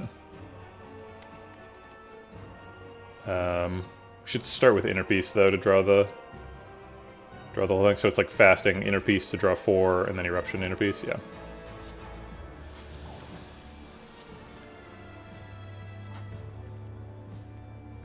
This is good practice because in the heart you have 2 permanent statuses. We can play the statuses here because we have medkit, but I guess we can play the statuses in the heart fight too. now that I think about it.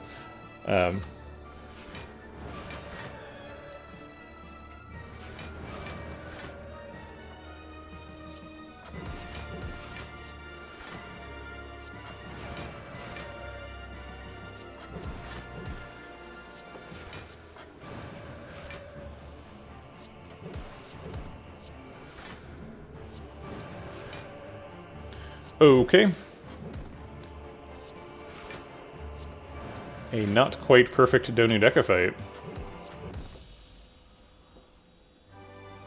But the end of Act Healing takes care of most of the problems, and then we've got the Act 4 campsite for the very unnecessary feeling Rest. For 1 health. But there's no upgrades to get, so we'll take it. Feels like Fusion Hammer got picked. I'm not sure when it got picked, but it must have happened. There's a Talk to the Hand here, and a Sundial. Toolbox, actually, we are not going to pick. Normally, Toolbox is... Actually, I guess we could pick Toolbox. Okay, let me work through those phrases one at a time. Okay, so... Toolbox is great. Toolbox is a super high power level relic. Helps you out a lot, does a lot of really useful things. The reason that I thought for a moment that I couldn't pick it and then realized that I could pick it is we have deck size issues, where our deck needs to be a specific amount of cards so that it can fit into our hand. And I thought for a moment that we would have too many cards in the heart fight with the heart statuses, but that is not true because we have medkit. So that's the whole thing. We've got one extra hand slot, so we could put a toolbox in that slot. Could pick a Talk to the Hand. That's a non-permanent card. Also, we're probably removing a card here too, so we've got an extra slot. Could pick a Talk to the Hand, but honestly, like, we have 2 Talk to the Hand pluses, and I think that's enough. So I don't think I'm going to. No, you can't decline the toolbox card. You're forced to add it. And usually the cards like exhaust or something because they're colorless cards, but sometimes they don't. So you can get offered like, I don't know, like magnetism and metamorphosis and chrysalis or something, and have to pick one and be like, sweating emoji. I want to pick Sundial, but it doesn't actually do anything, right? It doesn't matter if our infinite generates energy. It just would help us set up a little bit. We'd get more turn 1s if we pick Sundial. We could actually pick Wheel Kick if we really just want more card draw. If there was a inner piece here, we'd definitely pick it. Yeah, the draw pot's definitely better than the attack pot for sure. The cult pot actually maybe doesn't do anything. Maybe we take draw pot liquid memories and just ditch the cult pot that we've been holding for 3 acts. We were just carrying it to the top. Needs to be near the locus of the spire's power. Maybe we just don't believe in the cult anymore now that we've killed Awakened One. What if cultist pots just didn't work in Act 4? Or on floor 52 if you killed Awakened One first. Liquid memes on Rushdown is a huge meme. Wait, what? I mean, while we're setting up, it's like hugely useful to get the eruption back or something. I'm confused by. Are you saying it's bad or good? All right, see you around, Saucy. Yeah, this seems like a pretty clear win, so I think you can comfortably not watch the ending if you don't want to see the heart suffer. But I don't know. Maybe tomorrow I'll be telling you about how we got worst case draw RNG. I don't want to say it's always possible because that is not true, but it's usually possible. I don't think it's possible here because we have 75 health and are likely to go into the heart fight at full health and move a medkit. And medkit and unceasing top. Even if we draw 5 statuses, what are you going to do about the unceasing top? The heart. GG.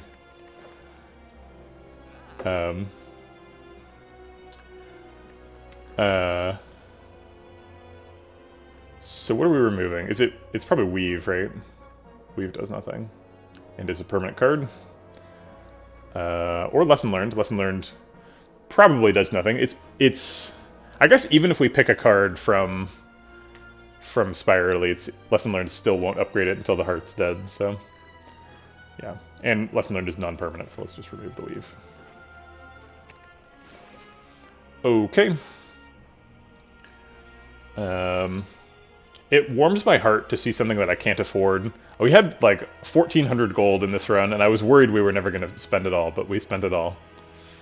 We got there. We didn't even get the double shop in Act 3 that we looked for. I think this is always happening. And then Cult Pot versus Liquid Memories is not clear.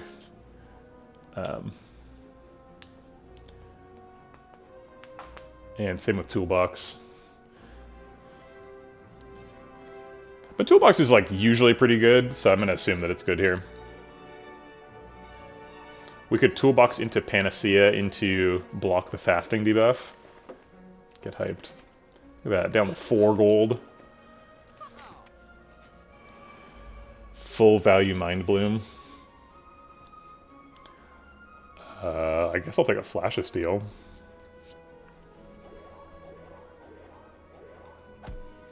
Those delicious artifact charges getting consumed. Let's play Rushdown Mental Fortress Eruption first. Shield is attacking, so we might need to vault.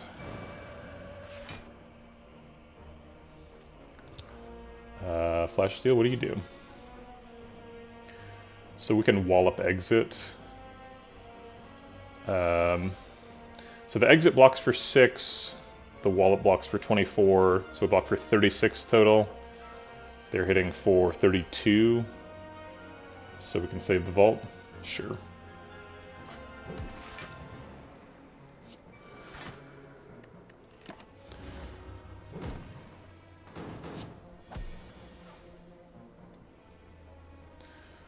Okay, let's get rid of those burns. And I guess develop a Foresight and then Vault.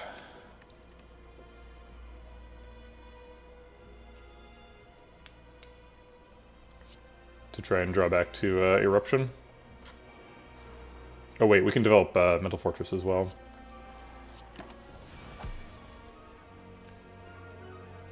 Halt isn't very useful because we can't get into Wrath. Vigilance isn't great, so I'll get rid of it. Okay, so our max block is Double Talk, Double Flurry, Halt, Lesson Learned. So this blocks for 3, these block for 6, that's 12, 15, 19, he's hitting for 30. I'd love to save this Swift Pot. You feel guilty leaving behind to talk to the hand. Yeah, that's fair.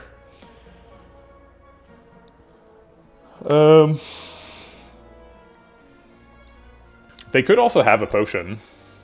Maybe we Swift Pot here.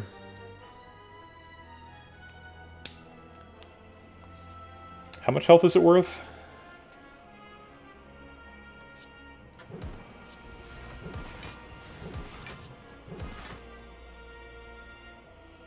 Quite a bit. Alright.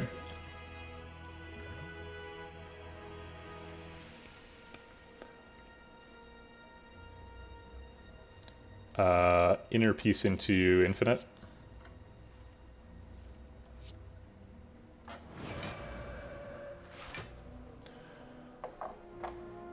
Fasting instead of lessened for halt.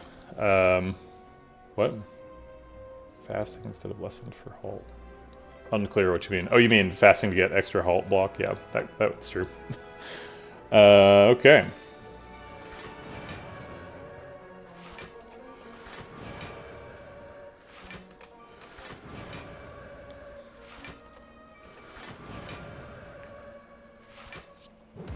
As with every other time I've done this combo, I'm going to get frustrated by how slow it's going, and mix in the flurries.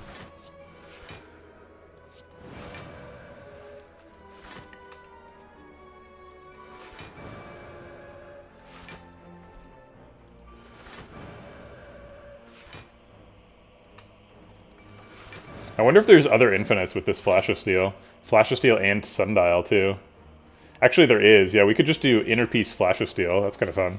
I'm going to do that just for novelty's sake.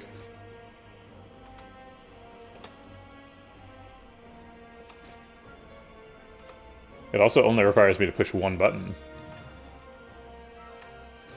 Neato. Oops, should have paid attention to my Sundial setup. That was a mistake. They did not drop a potion, so I'm down the potion for the heart fight. Nope. Clearly not picking any of these. Alright, the heart. 2 thump. Secret Open lets us get a earlier talk to the hand. Seems worth doing. Puzzle is actually pretty insane for just the heart fight. Was that monopositive? Yeah, we're monopositive with pretty much every infinite with Sundial now. Because it was mono neutral before, and it shuffles twice per cycle, so now it's extremely energy positive. Alright, let's go get that talk to the hand to limit the beat damage.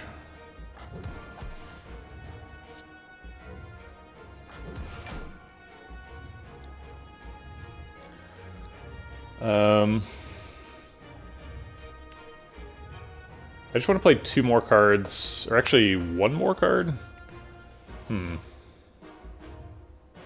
Let's play Lesson Learned Vault. That gets cards out of the way, and spends all my energy. Technically, I shouldn't have played the Flurry last turn because I wasn't overdrawing here, but whatever.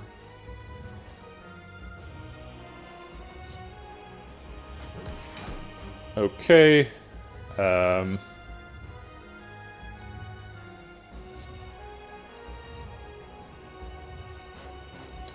Let's see, can we get infinite right now?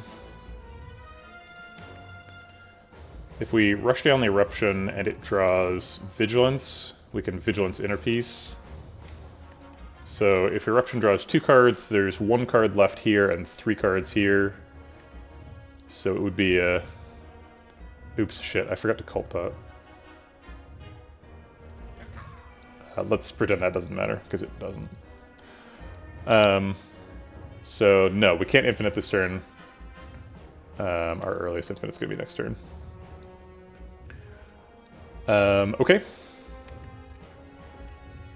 That's fine, let's just develop a bunch of powers.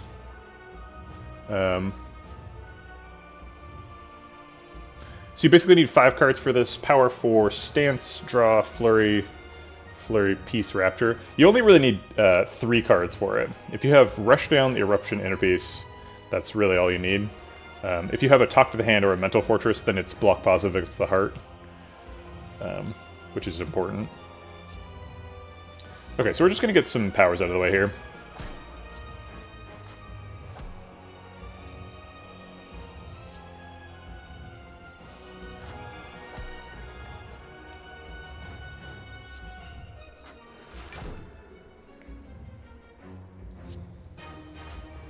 I think I could have played that in a better way and taken like 2 less beat damage, maybe 4. If I had entered Calm sooner. Okay, we are likely to draw some statuses here, but we left Eruption in hand so that we can continue drawing.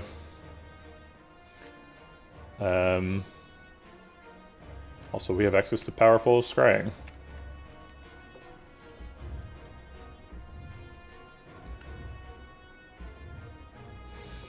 Okay. Let's do Talk to the Hand first.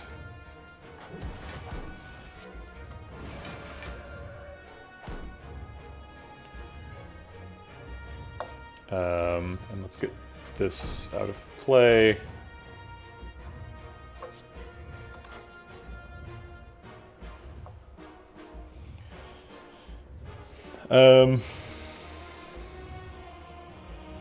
I don't think we can infinite right now, but maybe we can. Let's see. Yeah, I guess to draw cards we had to exit Calm there, so it wasn't going to work. We probably don't want to end in Wrath here, so I guess we'll just play enough Flurries to block out and a Slime. That leaves us with a 5-card hand. It should infinite next turn. We do take 1, but I'm okay with that. Actually, we can Flurry, which both blocks out and gets us an extra strength. And we can just draw the card next turn. Okay. None of this matters. Eruption draws itself and the Inner Peace, and then we're off to the races. We've got enough block that we can afford to play these statuses.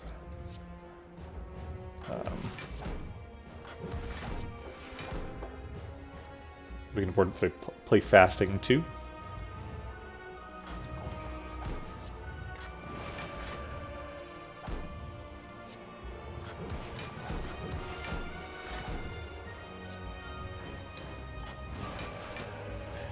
completed the trophies for a 5-card deck and all common cards on the same run on Watcher with Vigilance, Eruption, Flurry, and Halt. Yep, that's enough for a lot of business. Halt is no joke. Halt is a really strong card.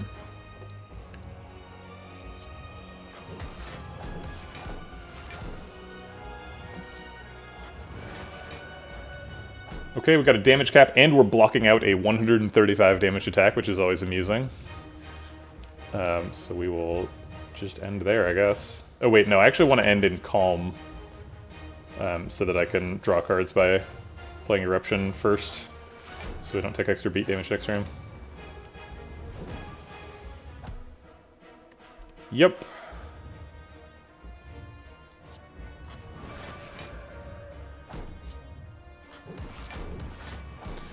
Okay.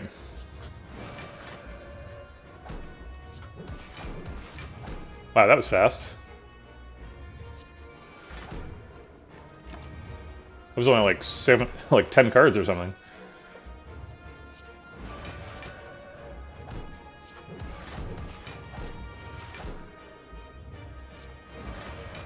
Yeah, we literally damage cap in 2 cycles. That's frightening. This deck is very strong. Wallop and Halt Plus just sitting in my hand being like, am I a joke to you? Do you not need block? What's going on here?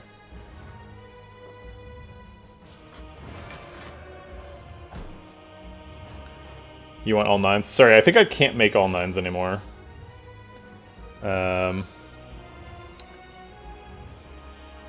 I don't have any infinites that draw stuff. Sorry, Jerry. We're too strong. 19 strength just ends the heart very quickly. Cool. That was fun. Yeah, that was pretty clean. Only saw the one rushdown, and it was in our 3rd match and keep. But I think we probably were on track to win with no rushdown there. We put ourselves in a pretty strong position. We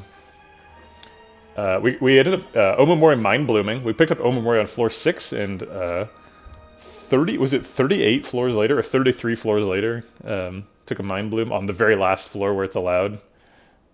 Floor 40. Got the Mind Bloom for money. So we're definitely going to get the money score thing. We got 1,400 gold.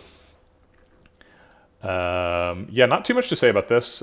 Pandora's Box obviously helped us keep a nice small deck in the beginning. Most of the cards from the Pandora's Box are gone. Worship, Pressure Points, Meditate, I guess Fasting's still here. We didn't play Fasting much in Acts 1 through 3, but ended up making us a little faster against bosses and stuff.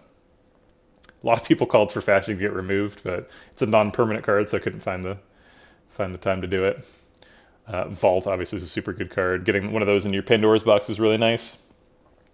This Pandora's Box doesn't scream Rushdown the Infinite, but it did have a Mental Fortress and a Talk to the Hand in it, which are both excellent block engines for this type of deck. Ended up with 2 copies of Talk to the Hand and 2 copies of Mental Fortress, both upgraded, which is why we were getting such insane block numbers. Yeah, not too much to say. I think this run honestly would have been a little bit more interesting if we hadn't gotten the rushdown. Getting the rushdown was like, it was exciting, but it was also like, oh, it's going to be one of these. Okay, fine. I'm happy to finish the run off and kill the heart, but it's a little bit more interesting to try a new strategy and try to cobble something together that kills the heart without being super overpowered. I felt pretty overpowered just with Pyramid holding a full hand and just doing like a inner piece Eruption Vigilance with 2 flurries and 2 Talk to the Hands sort of thing. That was like a tremendous amount of block. Let's actually count that out. I just want to see. So if we've got both Mental Fortress and both Talk to the Hands, we've got 6 damage return and 12 stance change block. We change stances 3 times, that's 36. We do 3 attacks per, or 2 attacks per stance change, times the 6. So that's an extra 12 per stance change. So it's another 36, so that's 72, and then the Eruption is also an attack. So we got 6 extra. So 78 total block, even if we hadn't had rush down, which is definitely enough to block the heart. It wouldn't have been a damage cap, but we definitely still would have gotten there. And with a wall up and halt plus, I think we had plenty of block. The main challenge for the heart is just surviving the first phase. If you can survive the first big attack and the first multi attack, you're usually gonna win, as long as you're like doing something that does damage. Because after the first attack, he actually does way less damage during the second cycle, and so if you can block the first one, you can probably block the second one. Obviously, you can still beat the heart and take like 40 damage to the first big attack, but we didn't have to do that here because we did we perfect the heart? I think we only took beat damage. We took a lot of beat damage on turn 1, but I don't think we took any attack damage. Lesson Learned was nice. Lesson Learned upgraded all the cards in the deck except for itself until it was the very last option. So that's nice of Lesson Learned to do that for us. What else to say? Yeah, not too much. Probably a mistake to pick the Foresight. At the time, we had just done a transform event and gotten a weave. So I thought, well, I have a weave. Foresight helps us find our talk to hands early and stuff. But it ended up being just like a power that we had to get through to get the combo online. This was kind of a liability by the end. Wallop did a lot of lifting. I think Wallop was our floor 1 pick. Our very first card was Wallop. Yeah, because this fasting was from Pandora's Box. So Wallop was a huge part of the victory. Definitely wouldn't have made it through Act 2 without Wallop. Wallop did a ton of work. Let's see what else to say. What was like the scariest moment in the run? The Act 3 elites were all like very clean. Reprimancer gave us 1 wound. Yeah, Foresight could have been important. Yeah, the med kit was kind of a big deal for the heart fight and for Act 4. We did spend a swift pot in the Spire elite fight, and that made me a little bit afraid. I mean, it gave us an turn 2 infinite against the Spire elites, so it definitely like saved a lot of health. And going into the heart with full health was nice, but the swift pot would have been really nice to have on turn 2 of the heart fight, when we could have drawn a bunch of wounds. Although the Foresight was actually pretty good on that turn to stop us from drawing all wounds. One awkward thing about this deck is there was only 1 Wrath enter.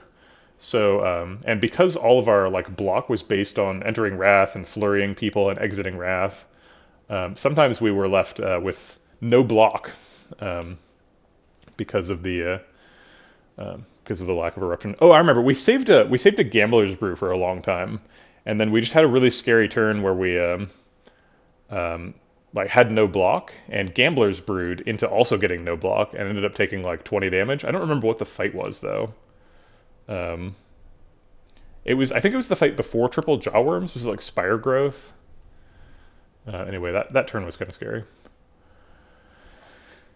But yeah, we found the rushdown, made it infinite.